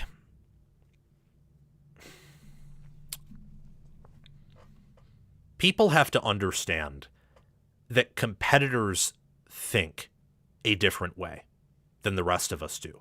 That these highly competitive, obsessive, motivated, passionate types of people think differently and they act differently, and that they also might be taking the storm to others for other reasons than just insecurity or fear. So something that I see a lot in not just college football, but even in the culture around me, is we assume that someone is only going on the offensive out of insecurity or fear, which is one of the dumbest things I could ever hear of. Like, history doesn't back that up. Psychology doesn't back that up. It can be a part of it. Sometimes we attack things because we are afraid of them. We hate things because we're afraid of them. But there are hundreds of other motivators for that. It's a gross oversimplification. Bryant Haynes here, I don't think is being insecure, though that is one of the possibilities because I'm not inside his head. I think what Bryant Haynes is trying to do is tell his players how he feels, and also he's trying to motivate his players. The greatest competitors always find a way in college football to motivate their locker rooms and keep them on edge. Kirby Smart convinced Georgia that people and pundits were actually picking them to go 7-5. And that's insane because no one was actually doing that. But he kind of gaslit them in almost a motivating and good way to think like that. And that gave them energy, it gave them juice, and it gave them this competitive edge. And Indiana last year had that. This tweet by Bryant Haynes, where he says, adorable, this is in response to Ty Simpson, by the way. We also saw everything they were doing on every single snap. It's just that we exploited those cues and didn't get frozen and crushed by them. I didn't mention that at the beginning because his tweet and the words that he's typing here are, I think, less important than the motivation behind them or the simplest explanation behind them. And I think that Nick Roadcap, who was formerly an Indiana, student of their sports media program, or maybe it's Rodacap. He says it as 3 syllables. I hope, Nick, that I didn't mispronounce your name. But I follow him. He follows me. He does a lot of good work. And he brought up that Bryant Haynes is just motivating his players. He's expressing his thoughts to his players via social media and being active there. And the reaction that Alabama fans in particular, but other fans across college football have had to this, I think is kind of ridiculous. On one hand, I don't think that Indiana, say, in terms of scheme, I'm underqualified to comment on whether or not Ty Simpson was, completely right or completely wrong in what he was saying or somewhere in between. I'm not qualified for that. So I'm going to ignore that. But it is kind of a slight to come out and say, hey, we knew what they were doing. We just couldn't do anything. Because at least that is better than saying we didn't know what they were doing. We couldn't do anything otherwise. They crushed us. We weren't as athletic as they were. It was just over, and we were never beating that team. That is so much worse and more painful to admit than, if we just executed as well as they did, we would have won. Which that I can tell you for a fact is not true. Because a team that runs the ball the way Alabama does, that's not just an execution thing. That's like an inherent talent, lack of conditioning, lack of mentality needed to win it all, to have a rushing offense that dysfunctional. So with Bryant Haynes, it's just his way of motivating his team. I mean, I remember Brian Hartline, and this annoyed me at the time, but with hindsight, it doesn't annoy me at all. After they beat Indiana in 2024, he took to Twitter and basically said, you guys, to all the analysts, you guys don't watch film, you don't know what you're doing. Basically, pounding his chest saying, you wanted us to lose, but we're better than you, we know more than you, we crushed Indiana and we're the best team. And, yeah, people can take that as insecure or arrogant, and then the following week they lose to Michigan, and there is a bit of heavy irony there when you consider that I would argue Ohio State's arrogance in that game plan is what cost them the win over Michigan. But they won it all. Brian Hartline's the best position coach in college football history with his developmental track record. He's an elite recruiter. He's highly competitive. He is the best at his job as a wide receivers coach, and now he's going to try to be one of the best at head coach. And those type of people have a different mind than I do and than you do. And when I look at Indiana, I think of a team that regardless of whether their schemes were simple or not, and I'm not qualified to break that down. I'm not going to pretend to. They were so good that why would you even come out and doubt them? Or why would you throw, why would you add any fuel to the fire? If you're Ty Simpson, if you're a fan who maybe doesn't exactly like how Haynes went about this, or didn't exactly like Indiana, just on a personal level, maybe you thought they were a bit arrogant, or you thought that they were mean or something, why would you poke the bear? Because, and this shows the insane era of college football we're in, if you're Alabama, Indiana's the bear. You're not the bear anymore. Indiana's the bear.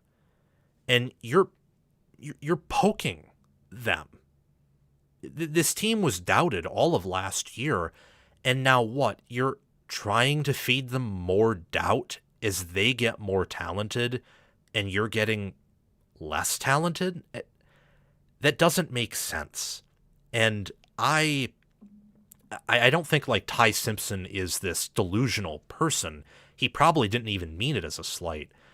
But look, that's the difference in mentality between Indiana players and the Alabama players and even the Ohio State players.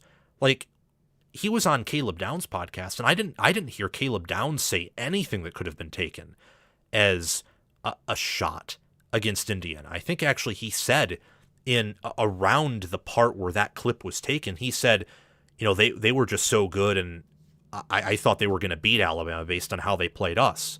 And Downs knows, as probably the best prospect in the draft, and as a great leader and someone who started with multiple championship caliber staffs and elite coaches, he knew how good Indiana was firsthand, because Ohio State internally and externally, and everyone who wasn't a Buckeye fan pretty much, thought that they were either number one or number two for pretty much the entire year. So for Indiana to even play with them meant they were just a really good team, no matter how they got there.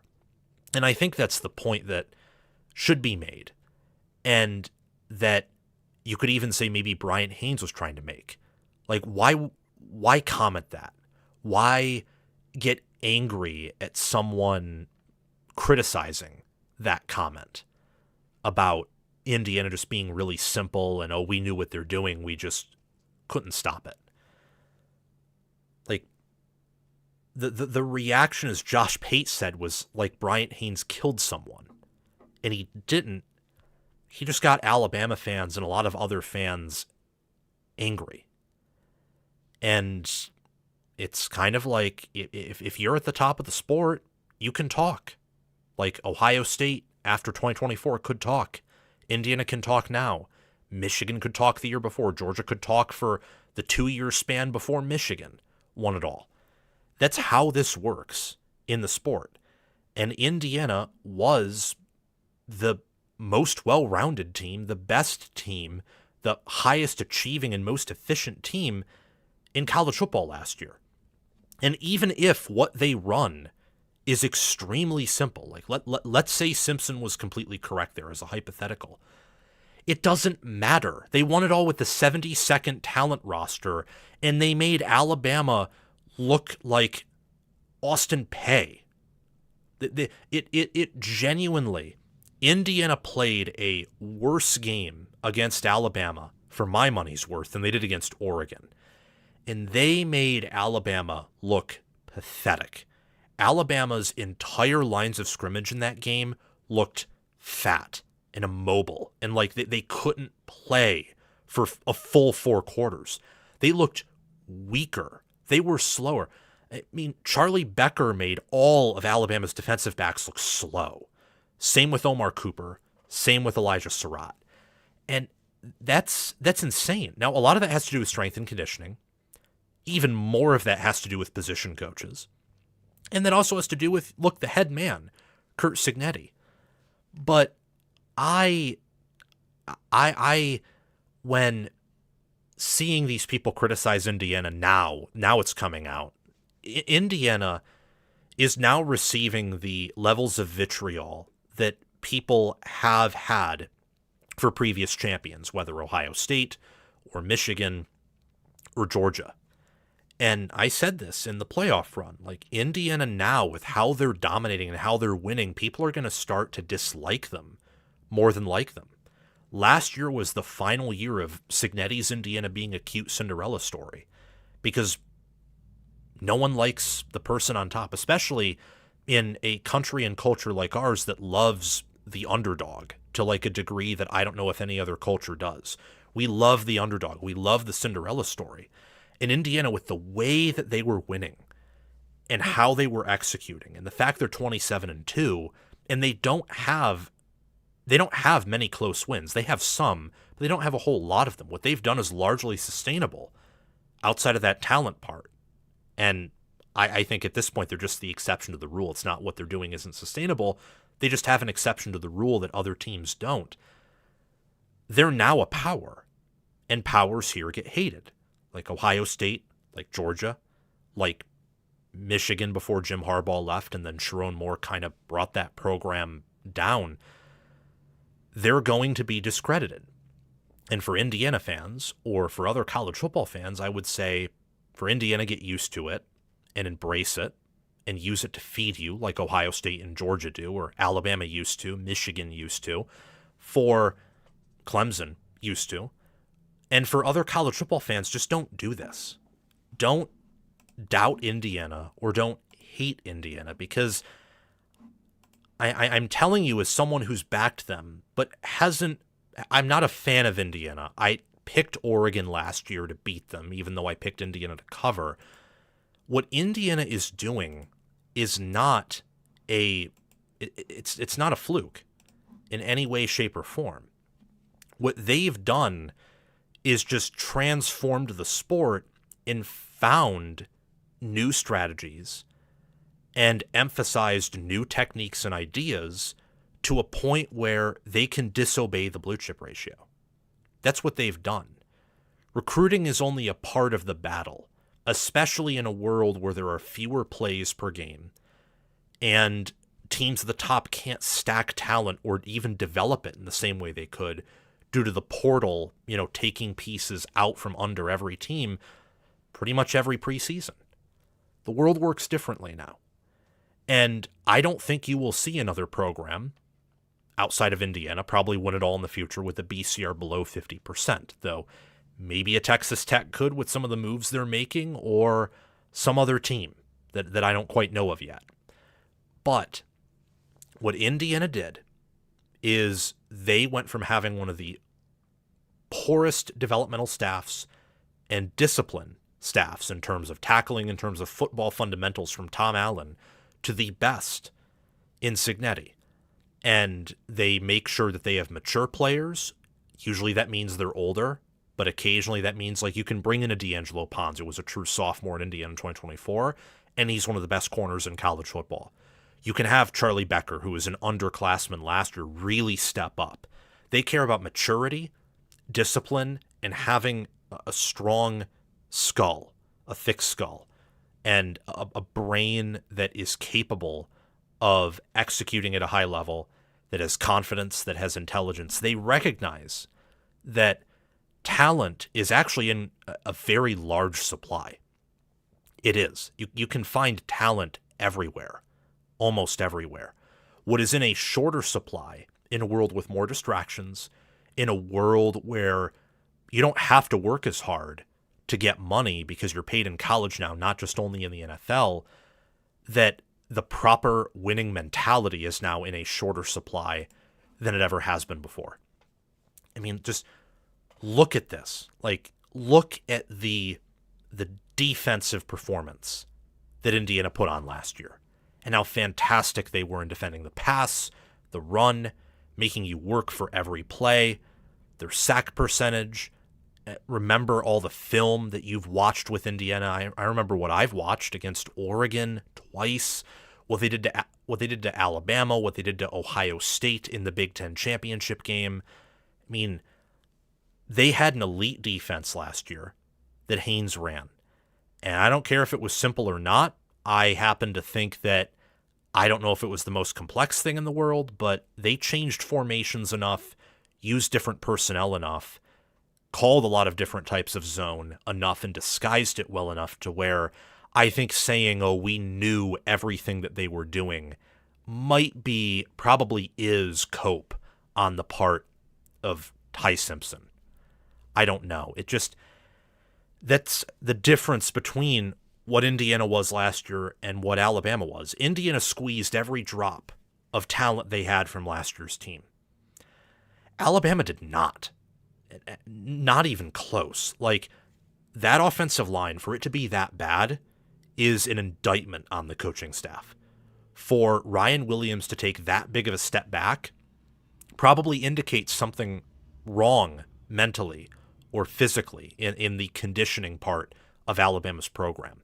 And for the defense to continue over and over and over again to struggle at times to stop the run, I don't know. That's a difference between those programs. And Alabama wasn't top 2 in offense across the board. They weren't top 3 in defense across the board. Their special teams weren't that good. And high school recruiting rankings will tell you they're not Indiana. They're not Alabama. Indiana's not Alabama. They're not even Michigan. They're not even Iowa or even Illinois in high school recruiting talent. They're 72nd in FBS. There are G5 teams with a higher team talent composite last year than what Indiana had. And yet they were the best achieving team in college football, the number 1 team. They went 16-0 and beat everyone, and their only close games were against a Miami team that was hot in the playoffs and beat every other top 10 team it played, and against an Ohio State team that had a generational defense and a generational duo at wide receiver. Hating Indiana it's like hating any other champion, hating any other top-end team. It's more of a statement about how good they are than a statement about anything negative with that top program, it being the Hoosiers right now, the reigning national champions. This is the best staff in college football. They have the best coach in Curt Cignetti and 2 of the best in Mike Shanahan and Bryant Haines.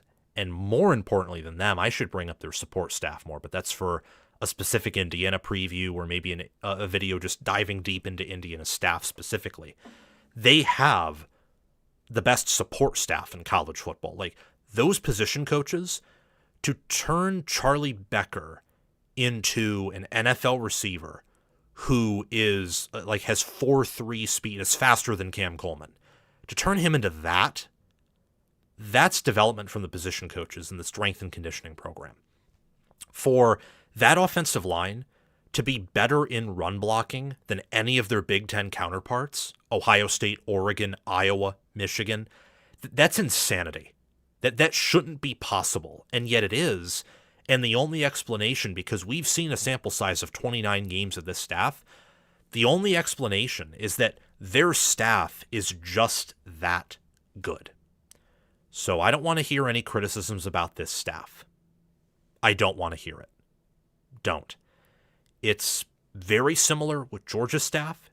It's very similar with Ohio State staff. Those are the top 3 staffs in college football. And Indiana's is the best because they went 16-0 and faced a very tough schedule, and they did it against teams that were universally better recruited than they were. And they did it with a level of fundamental soundness that no other team in college football's had in the 21st century. That was the best coached team in the 21st century, what we witnessed last year. That's how good this staff is. It is the best coaching job since Bill Schnieder at Kansas State, when they were making Big 12 title games and competing for an opportunity to go to the national title game with a bunch of, Great Plains kids that had the same talent composite as this Indiana team. It's the greatest coaching job since Bill Schnieder at Kansas State. I didn't include Nick Saban there because I think it's a bit different of a coaching job. You know, the way Nick Saban did things at Alabama had some similarities with what Curt Cignetti is doing at Indiana and what Bill Snyder did at KSU, like the whole discipline and building a strong culture. But there's a lot of differences outside of that. Regardless, I think a lot of this from other fans, I understand some people may be questioning why Haynes did that or wondering, why is the defensive coordinator being so vocal on social media? But people now hating on this or hating on Alabama because of it, that's more of a projection of how they want to be like this. And they're angry that it wasn't their team winning it all. It's no different from people it's no different from Michigan fans the prior season saying, oh, we beat Ohio State in the regular season. It doesn't matter. You went 8-5 and they went 14-2. They're better than you. They were the best team in America. Criticizing national champions or trying to discredit them like this to other teams who didn't win at all is insane. And it is an act so egregious that your college football card can be taken away. The only way you could quote unquote discredit national champions from my perspective, and this is just my opinion, is when you compare them with each other. And that's because that's very murky and very hard to do since you're comparing across seasons. So at some point you kind of have to discredit someone or minimize what they did in a way to rank them. But that's very relative. That's very hypothetical. That's more entertainment here. The facts say that what Indiana did was very impressive and point to this staff being the best in college football, at the very worst, one of the best. So those are my thoughts on Bryant Haynes and the new emergence of Indiana haters. It's interesting for sure. It's pretty interesting. So thank you for listening to that whole tirade. We're done with Indiana stuff here. I want to more so take a look at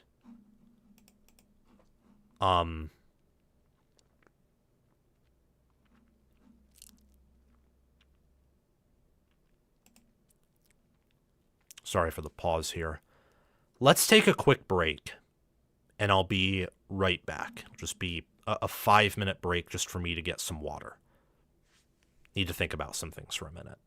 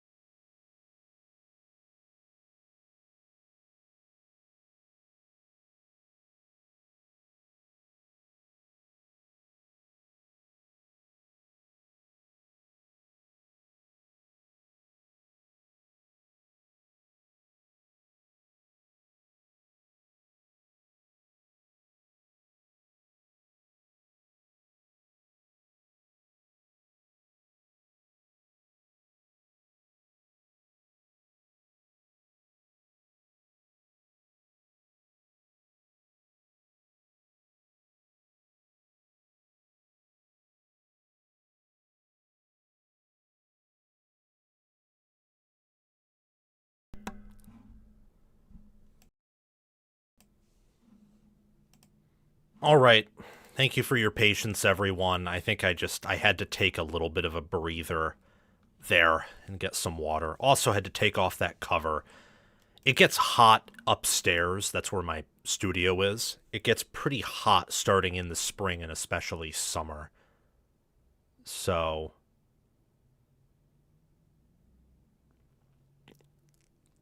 yeah.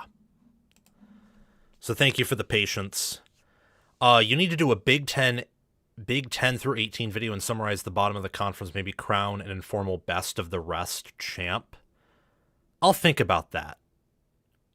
Actually, after I go live today, what I probably will do is, probably after this stream, what I'm going to do is brainstorm more topic ideas for May and work more on my, final assignments and stuff. So, yeah. And that's going to be good. But let's finish this show. A lot of the Indiana stuff were like bigger videos. So tomorrow there will be a video about, or not tomorrow, but Friday. There will be a video about Ohio State that will be pretty long, talking about the breakout players on their defense. There will be some longer videos about the top O-lines and D-lines, like the bigger topics we discussed today.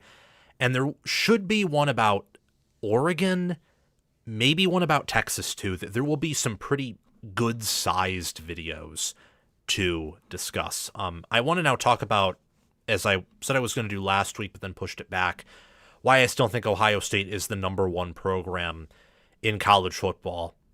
And really that it all comes down to how I think that when you are number one in draft picks since 2000 and you have the highest floor of anyone in college football and a very high ceiling at that, and you can win with, multiple coaches, like every coach they've had since Woody Hayes is a winner. Earl Bruce and John Cooper were not successful. They didn't win natties, but, a lot of programs would have died to have them as their coach. Like Cooper was very successful. I think it was at Arizona State is where he was before coming to Ohio State. Ohio State's the top program in college football because they are recession-proof still. And we're going to talk about why being recession-proof matters and how Ohio State's going to try to maintain that in the coming seasons, because this era in college football is different. It's harder to be recession-proof now than ever before. You're seeing that with Alabama. You've seen it even a bit with on-field performance from Georgia in these past two seasons.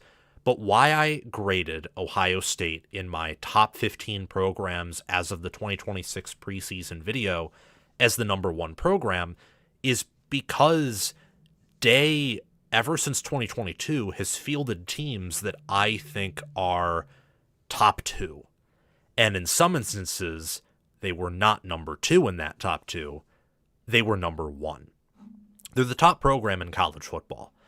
And when I look at their trend recently, their recruiting has always been top 4 or top 5, both in quality and quantity.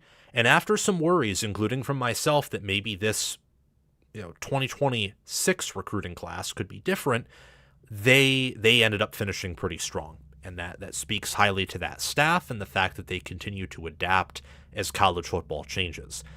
Their floor has been 11 wins under Ryan Day. It's been, you go 11-2 at worst, and at best you lose one game or you lose 2 in 2024, but that team could have easily been 15-1 or 16-0 if things broke differently. Ohio State is consistently one of my favorite teams to watch, even as a Michigan fan, because it's just like you watch Jeremiah Smith make the one-handed catch against Penn State, and I think, I know I'm a Michigan fan. Like I'm supposed to hate this or throw my controller at the TV. How can I get mad at it? It's so impressive that you have to admire it. And that's how I think of Ryan Day. It's how I thought of Jim Knowles before he left Ohio State, and honestly still think of him. It's how I thought of Brian Hartline when he was at Ohio State. and still think of him that way. It's how I think now of Matt Patricia, and if Patricia leaves, I'll still think of him that way because of what I saw him and these other men do at Ohio State. It's how I will think of Ryan Day, even if some of the rumors about him going to the NFL finally come true, because we've had that for half a decade now. I think he's going to be around here for a while, and I think Ohio State should want him to be around here for a while.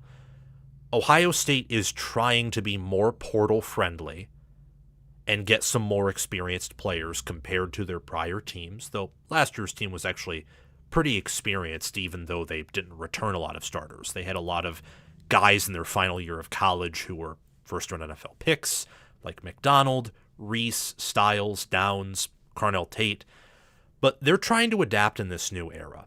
And it is a wait-and-see process to see if they're going to maintain that impressive streak of not having more than 2 losses since 2012. You know how crazy that is? That is almost the length of time Alabama went without a 3-loss season. 2011 to 2023. Ohio State's gone from 2012 to 2025. So actually, they've had a longer streak than Alabama has of having, fewer than 3 losses in their season. That's insane. That's impressive. Now, they didn't have the highs that Saban Alabama program did. They also had lower lows. Their schedules were usually just much easier. But that's still very crazy because Saban's the GOAT. And that's because Ohio State's the GOAT program. They're the number 1 program in college football history. They are number 1 or number 2 if you only look at the 21st century in terms of college football programs. And last year's team is the example of, okay, you lose Chip Kelly, you lose Jim Knowles, you lose Alan Clark, you lose Justin Fry, you lose Travion Henderson, Quinshon Judkins, you lose Emeka Ibuka, you lose Cody Simon, Jack Sawyer, JT Tuimoloau, Ty Hamilton, Tyleik Williams, you lose Denzel Burke, Lathan Ransom, Jordan Hancock, and some of those players and coaches were very replaceable, and I'm not saying that in a kind way. Most of them, however, were very good or thought to be irreplaceable. And you know what? For the most part, at most of those coaching positions and for most of those players off of a historic Ohio State team that made one of the most impressive college football playoff runs in recent memory, they mostly reloaded. And they were one of the best teams in football last year. They had the highest ceiling of any team last year. And they were first in some major categories like EPA per play margin, success rate margin, and they were second across multiple power ratings. I mean, what this program was able to do last year and has been able to do under Ryan Day is extraordinarily impressive. You can't deny it. All those, I remember before Ryan Day won it all and hearing all these people say, Ryan Day was born on third base, or ESPN entering 2024 had Ryan Day at 10th in their coaching rankings, rest of the top 10. And I haven't been someone who's picked Ohio State to go 16-0 in back-to-back seasons. You guys, including some Buckeye fans, know that of me. I've been a little bit lower on Ohio State than I should be in terms of last year. In 2024, I had them top 3, top 2, but I didn't pick them to win it all in the preseason like a good chunk of people did, and that was my mistake. But you will never have heard out of my mouth that Ryan Day is anything other than a top 5 coach and runs anything other than a, elite program in college football. You'll have never heard out of my mouth that he is overrated or that he is secretly a fraud and the program is just holding him up. That's not how it works in college football. In the modern era of college football, no program in and of itself is recession-proof. In college football history, that's not even the case. And that is a credit to Ohio State athletic directors or coaching trees where they have just always made the right moves in terms of staff.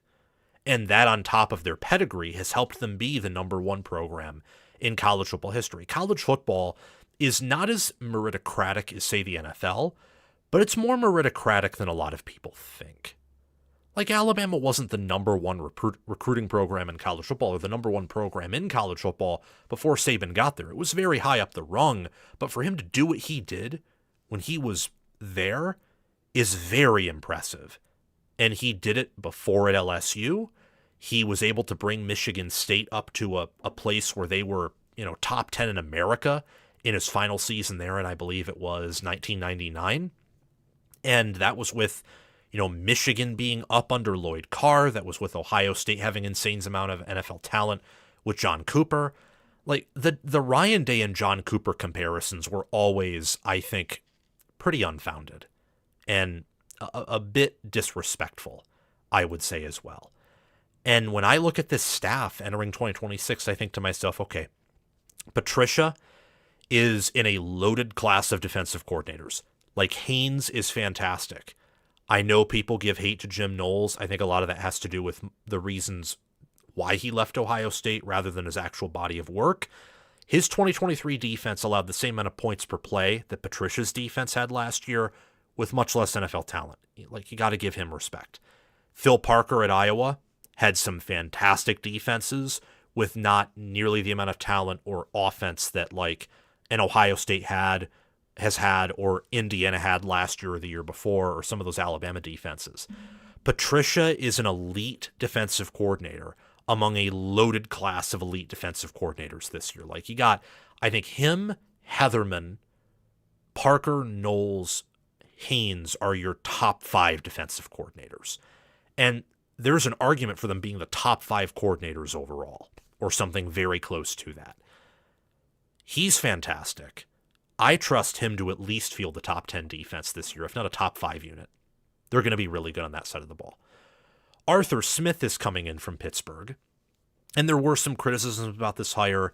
There were also people who said that he'd be the best OC in football, or that that's at least possible, and those are kind of the two extreme ends of the spectrum. I think at least he's going to be in the top 4th of Power 4 OCs, or the top half or top 3rd. And I trust Ryan Day with that hire. And then Ryan Day himself, I'd peg him as the 3rd best coach in college football right now. He is better than everyone else not named Kirby Smart and Curt Cignetti, in my opinion. And he's had a longer time to prove his concept than Cignetti has. So, and he has a higher win percentage than Kirby Smart has. Like, he is among the top head coaches of the sport. And I just think that taking in the coaching, the talent, the development, the fact that, look, they are, since 2000, the program with the most NFL draft picks, and they're going to have, 4 draft picks inside the top 10, if not maybe the top 8 this year. They're going to have 5 in the first round, I would say. That's impressive. This program reloads year over year over year. When you look at Ohio State throughout the years, ever since 2022, they the following year are always anywhere from 90 to 110 or 120% of what they were the year before. They're always in that top 2, top 3 range year over year over year since 2022. And in 2021, they were still a top 5 or top 6 team, and they just had a very bad lapse on the defensive side of the ball that Dave very quickly corrected, unlike, say, Lincoln Riley. That's why I think Ohio State's still the number 1 program in college football. They, as of right now, have still proven to be recession-proof. They have one of the best coaches. They develop talent at a high level. They win at a high level. And they continue to adapt and make changes and try their best, on top of performing sometimes as the best team in college football, which is very hard to do. Need to quickly... Oh, wow, that's bad. That's bad.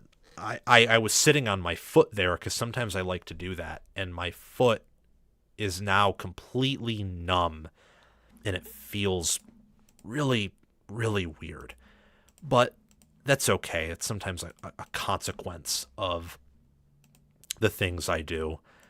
I now want to discuss Ohio State's 2026 recruiting class. And look, speaking of the number 1 program, I think they did a good job evaluating their talent this time around. You know, their 2022 recruiting class and some of their other recruiting classes since their historic 2021 recruiting class had some like really bad evals. Like their 2022 recruiting class pretty much phased out of existence. And I don't know if this is correct. I think outside of Sonny Styles, they're not going to get like a single day one pick out of that group, maybe even not a single day two pick out of that group. Like that was a bad recruiting class. It was one of Day's worst recruiting classes from like how it panned out standpoint. But this 2026 class, guys, it has a lot of freak athletes to it.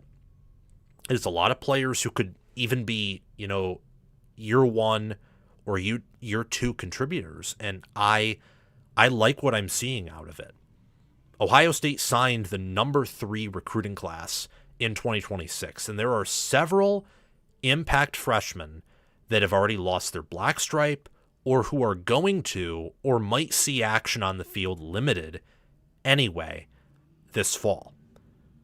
Chris Henry Jr. and Brock Boyd have already lost their why did I say last? I mean lost their black stripes. And you have other players like Kari Wilder, Jay Timmons, and Sam Greer who could maybe see sometime this year, or playing time this year, if not next year. Ohio State is an elite developmental program. They're an elite recruiting program. I trust that a lot of these guys are going to take off. Let's talk about why this class, this 2026 recruiting class that finished 3rd in America, can possibly be Ryan Day's best. And that is a lot to live up to, because remember, that 2021 recruiting class that as seniors or redshirt juniors won the national title, they were pretty damn good. You know, they had a first-round pick in Tyleik Williams, another in, I'm already forgetting his name, Donovan Jackson. How did I forget his name? The legend that played both guard and tackle at an elite level. And they also had members of that class that, like Marvin Harrison Jr., they just declared early. You know, he went in the first round in the 2024 draft a year before Ohio State won the national title. This class has Chris Henry Jr., Sincere Johnson, Jay Timmons, Jerquaden Guilford, and Kari Wilder as their top 5 2026 high school signees. Why they can be like towards the top of Day's recruiting classes is that Sincere Johnson out of high school, coming from the same high school as Arvell Reese, has a good build, played at a phenomenal level in high school, and according to his recruiting ranking at a better level in high school than Arvell Reese did. And he's going to be coached by the same linebackers coach in James Laurinaitis. Chris Henry Jr. is coming out of California, 6'5" frame, limitless catch radius. If he's properly developed by Cortez Hankton or is just so good that the developmental aspect doesn't even matter, could be a generational receiver. Jay Timmons is a highly touted corner. Guilford had a huge boost in his rankings in his senior year in high school. Kari Wilder at edge coming out of California, 6'4", 248. You know, prototypical edge, could be one of Larry Johnson's better edges. In his time at Ohio State, I would never put him in the category of a Chase Young or Bosa brother. Would probably be higher on 2027 signee DJ Jacobs, who by signee I'm just anticipating that he'll stay with Ohio State. He's committed right now. But he's a freak athlete, or at least has that potential. Brock Boyd, who isn't even on this list, he lost his black stripe. Same with Chris Henry Jr., the only true freshman so far to lose their black stripes. I imagine that some more could lose it in fall camp, like maybe a Sincere Johnson or a Jay Timmons or a Sam Greer or some of these other highly touted players. I could see some of them losing it in fall camp. They probably will.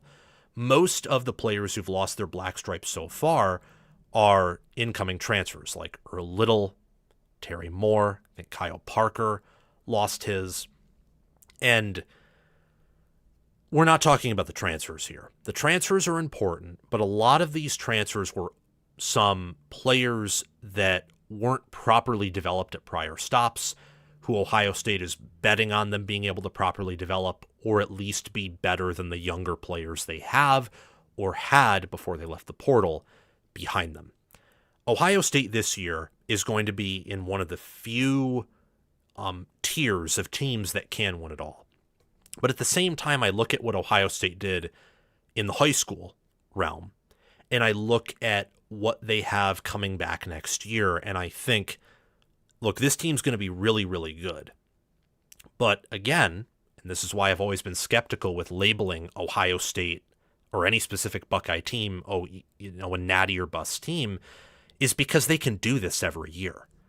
Okay, they lose Jeremiah Smith, and I don't think you're ever going to replace a Jeremiah Smith, at least immediately, but you can get like 80 or 90% of who he is with Chris Henry Jr. in his second year.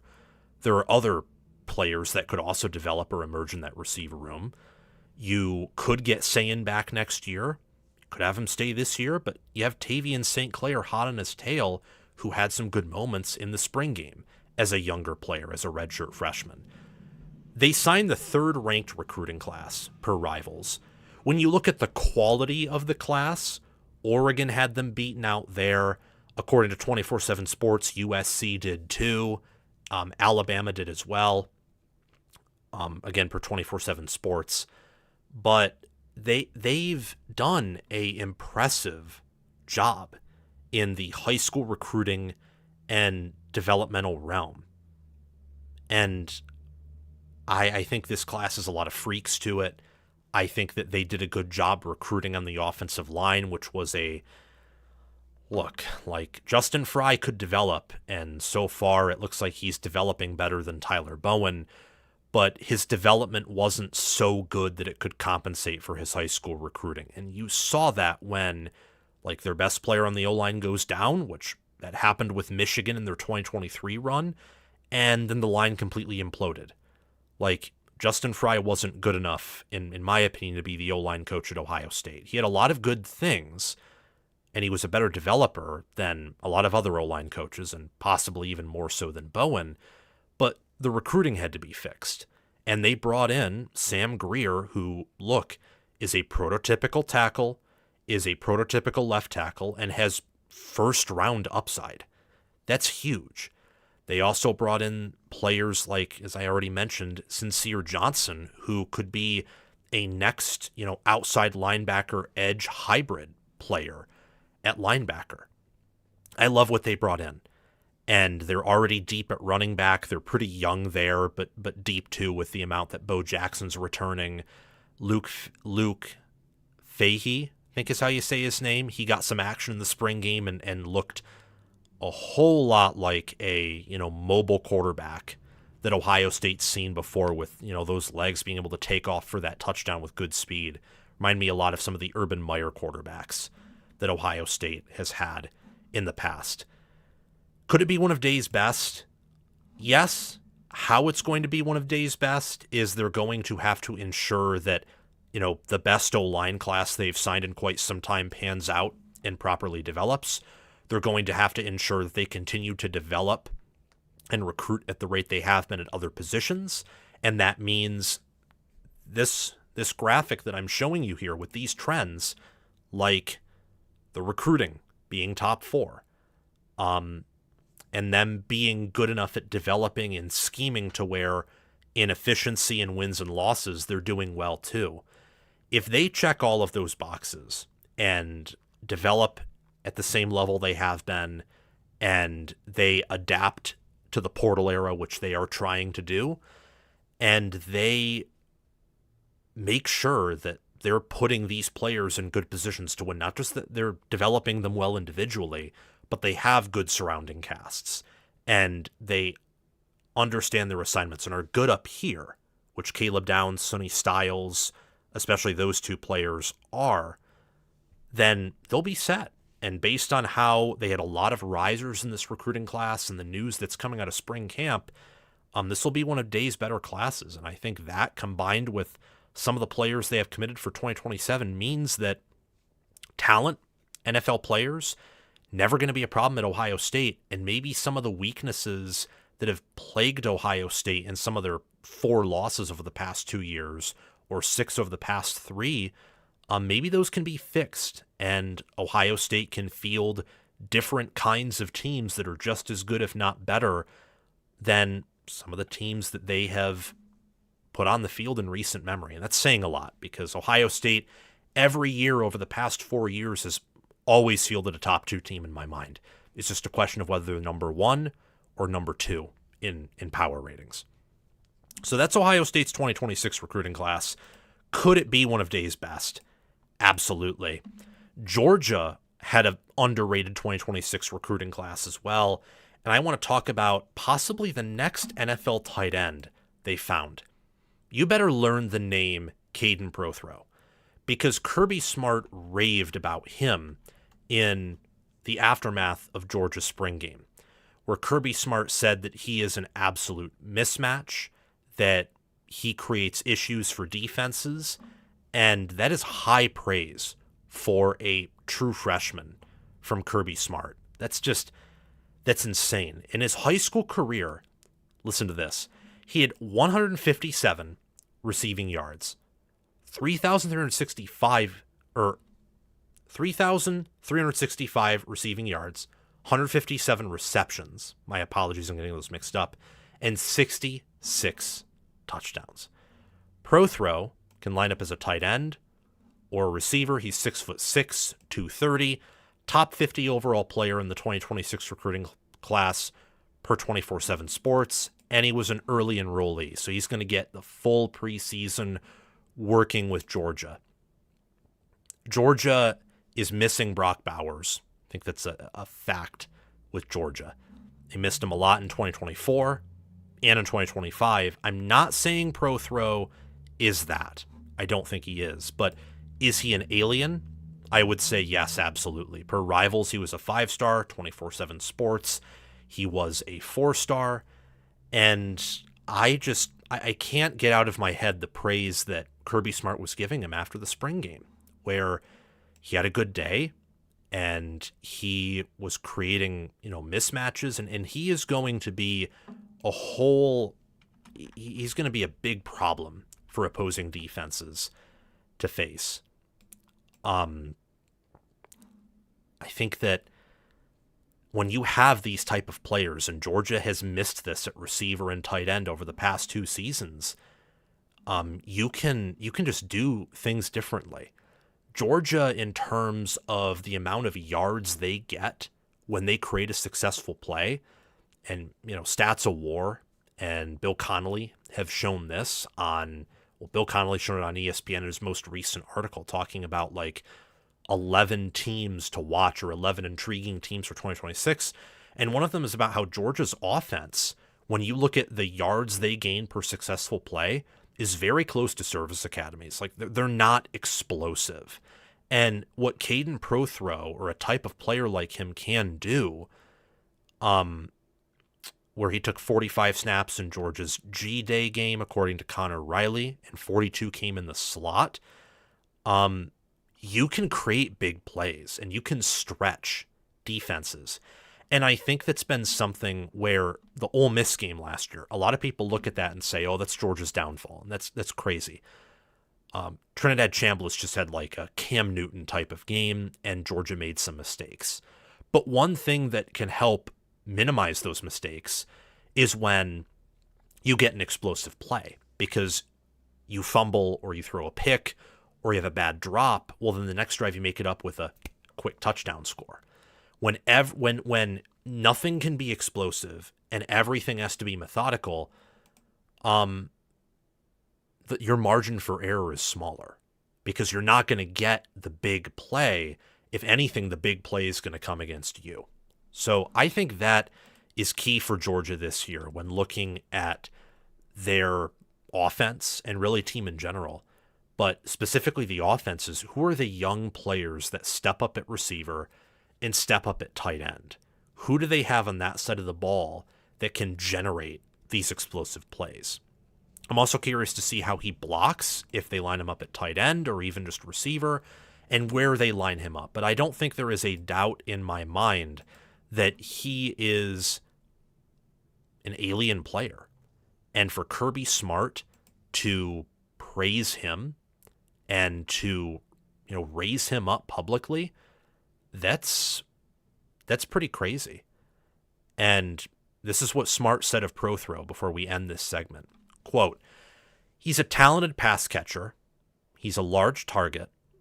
He has some twitchiness and quickness to get away from press and get off of press. And we're going to try to figure out what it is all those guys do best and where they are in their progression." That was earlier in the spring, for context. After the spring game, he also made some comments that were like pretty impressive and pretty like high praise for the young player. And listed as a tight end right now, but possibly lining up in the slot. Georgia's had questions at receiver. They brought in Isaiah Canyon from Georgia Tech, but not much of anyone else. If he can play at the receiver position and be explosive and, showcase that twitchiness at the same time with being, more mature than a typical true freshman is, then that could transform Georgia's passing attack and Georgia's offense overall. So that's a piece of news that I wanted to bring up, is the praise of Georgia's new starting tight end, Caden Prothro. Next, I want to discuss why I think Keelan Russell is going to win the Alabama quarterback job. I know this is old news, by the way. It's not been announced for sure, but in the spring game, Russell looked much better than Austin Mack. Austin Mack and Keelan Russell are competing for the Alabama starting quarterback job, but I think that it is pretty clear that Keelan Russell has higher upside, and despite being 2 years younger than Mack, might already be the better player. A winner of the quarterback job has not been announced yet, at least from what I've heard, but Keelan Russell in the spring game had a much more impressive performance than Austin Mack and did a better job, handling the pressure, made more wow plays and wow throws, and just looks to have a looser mindset in the offense and just a better feel for how things are going. Last season, both had some reps. Mack was the second string quarterback. You saw that when Alabama was playing Indiana. They put him in there instead of Russell. But with a whole additional year of development, Russell being in year 2 and Mack in year 4, I expected Russell to take a huge leap and probably jump over Mack in the QB hierarchy, and I think that's what's happening right now. Russell, in high school, was a 5-star commit, nearly went to SMU, but Alabama sniped him and got him to commit to the Tide. And now he's one of the more talented quarterbacks in all of college football. Didn't say one of the best. Don't think so. Not yet. But in terms of talent, yes. He's mobile. He's got wheels. He has a wonderful arm. In the spring game, he looked accurate, poised, was again able to roll out of the pocket or step up when necessary, when pressure was in his face. The rushing attack didn't look too good in that spring game, and I know Alabama is, losing a lot on all sides of the football. They're one of the worst teams from last year's college football playoff in terms of returning production. I think out of all the Power 4 playoff participants, only Miami is returning less than Alabama, if my memory serves me correctly. But I think that Russell is a player where you're already kind of in a rebuild year. You're young at linebacker. You're young on the offensive line. You have some youth at receiver, tight end. You're probably going to need to inject youth at running back with how badly that unit performed.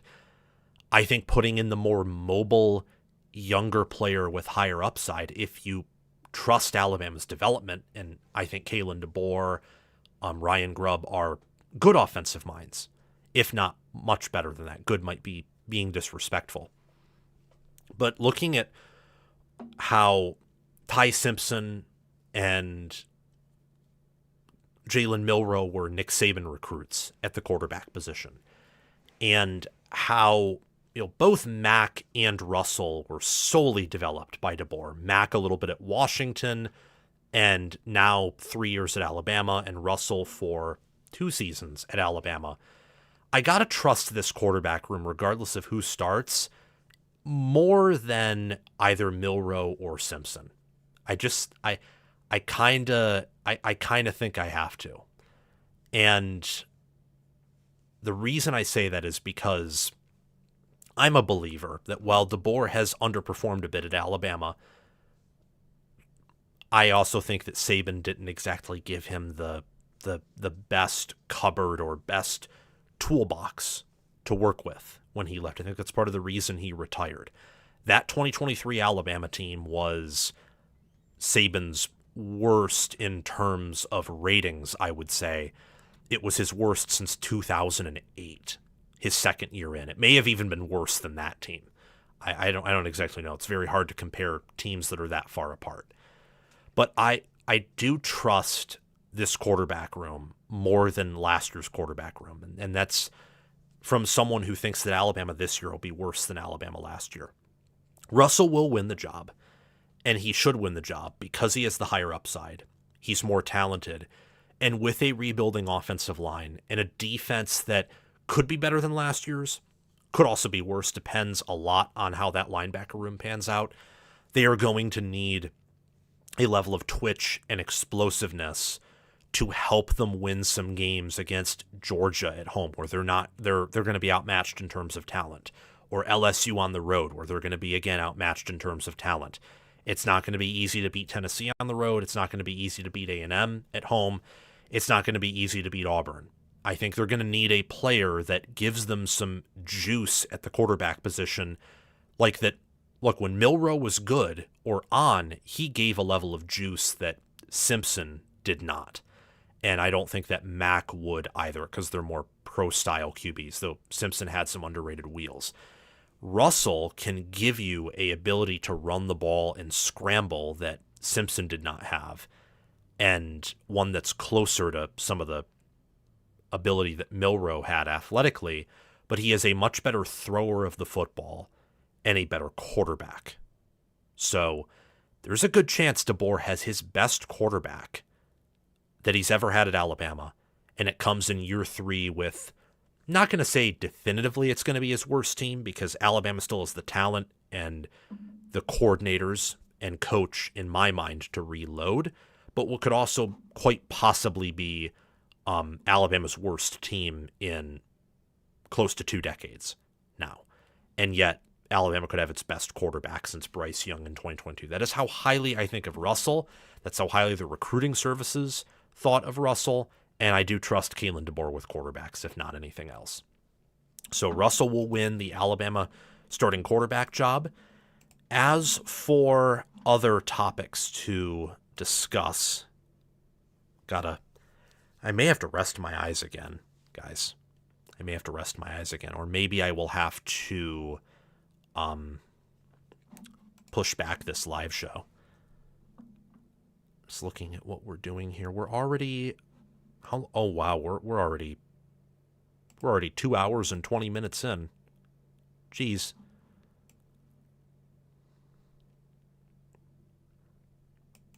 Wow.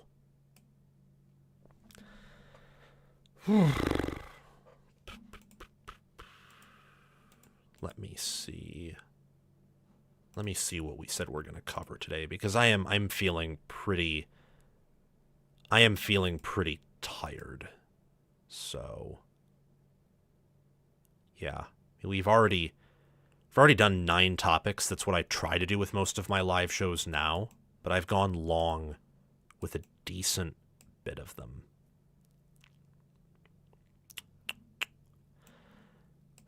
Yeah, I think we're gonna end it here, guys. I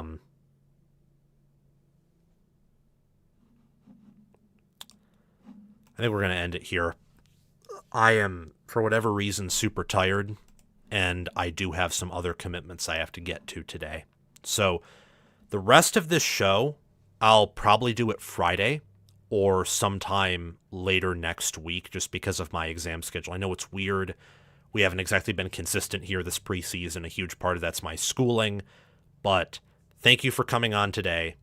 listening to me talk about Indiana, Ohio State, some of these other teams, and the new college football playoff proposals. These videos will be out in the next few days. So thank you for joining us. Love you guys. We'll see you all very soon, and have a great day. You just can't go live for more than 2 hours, man. You just can't.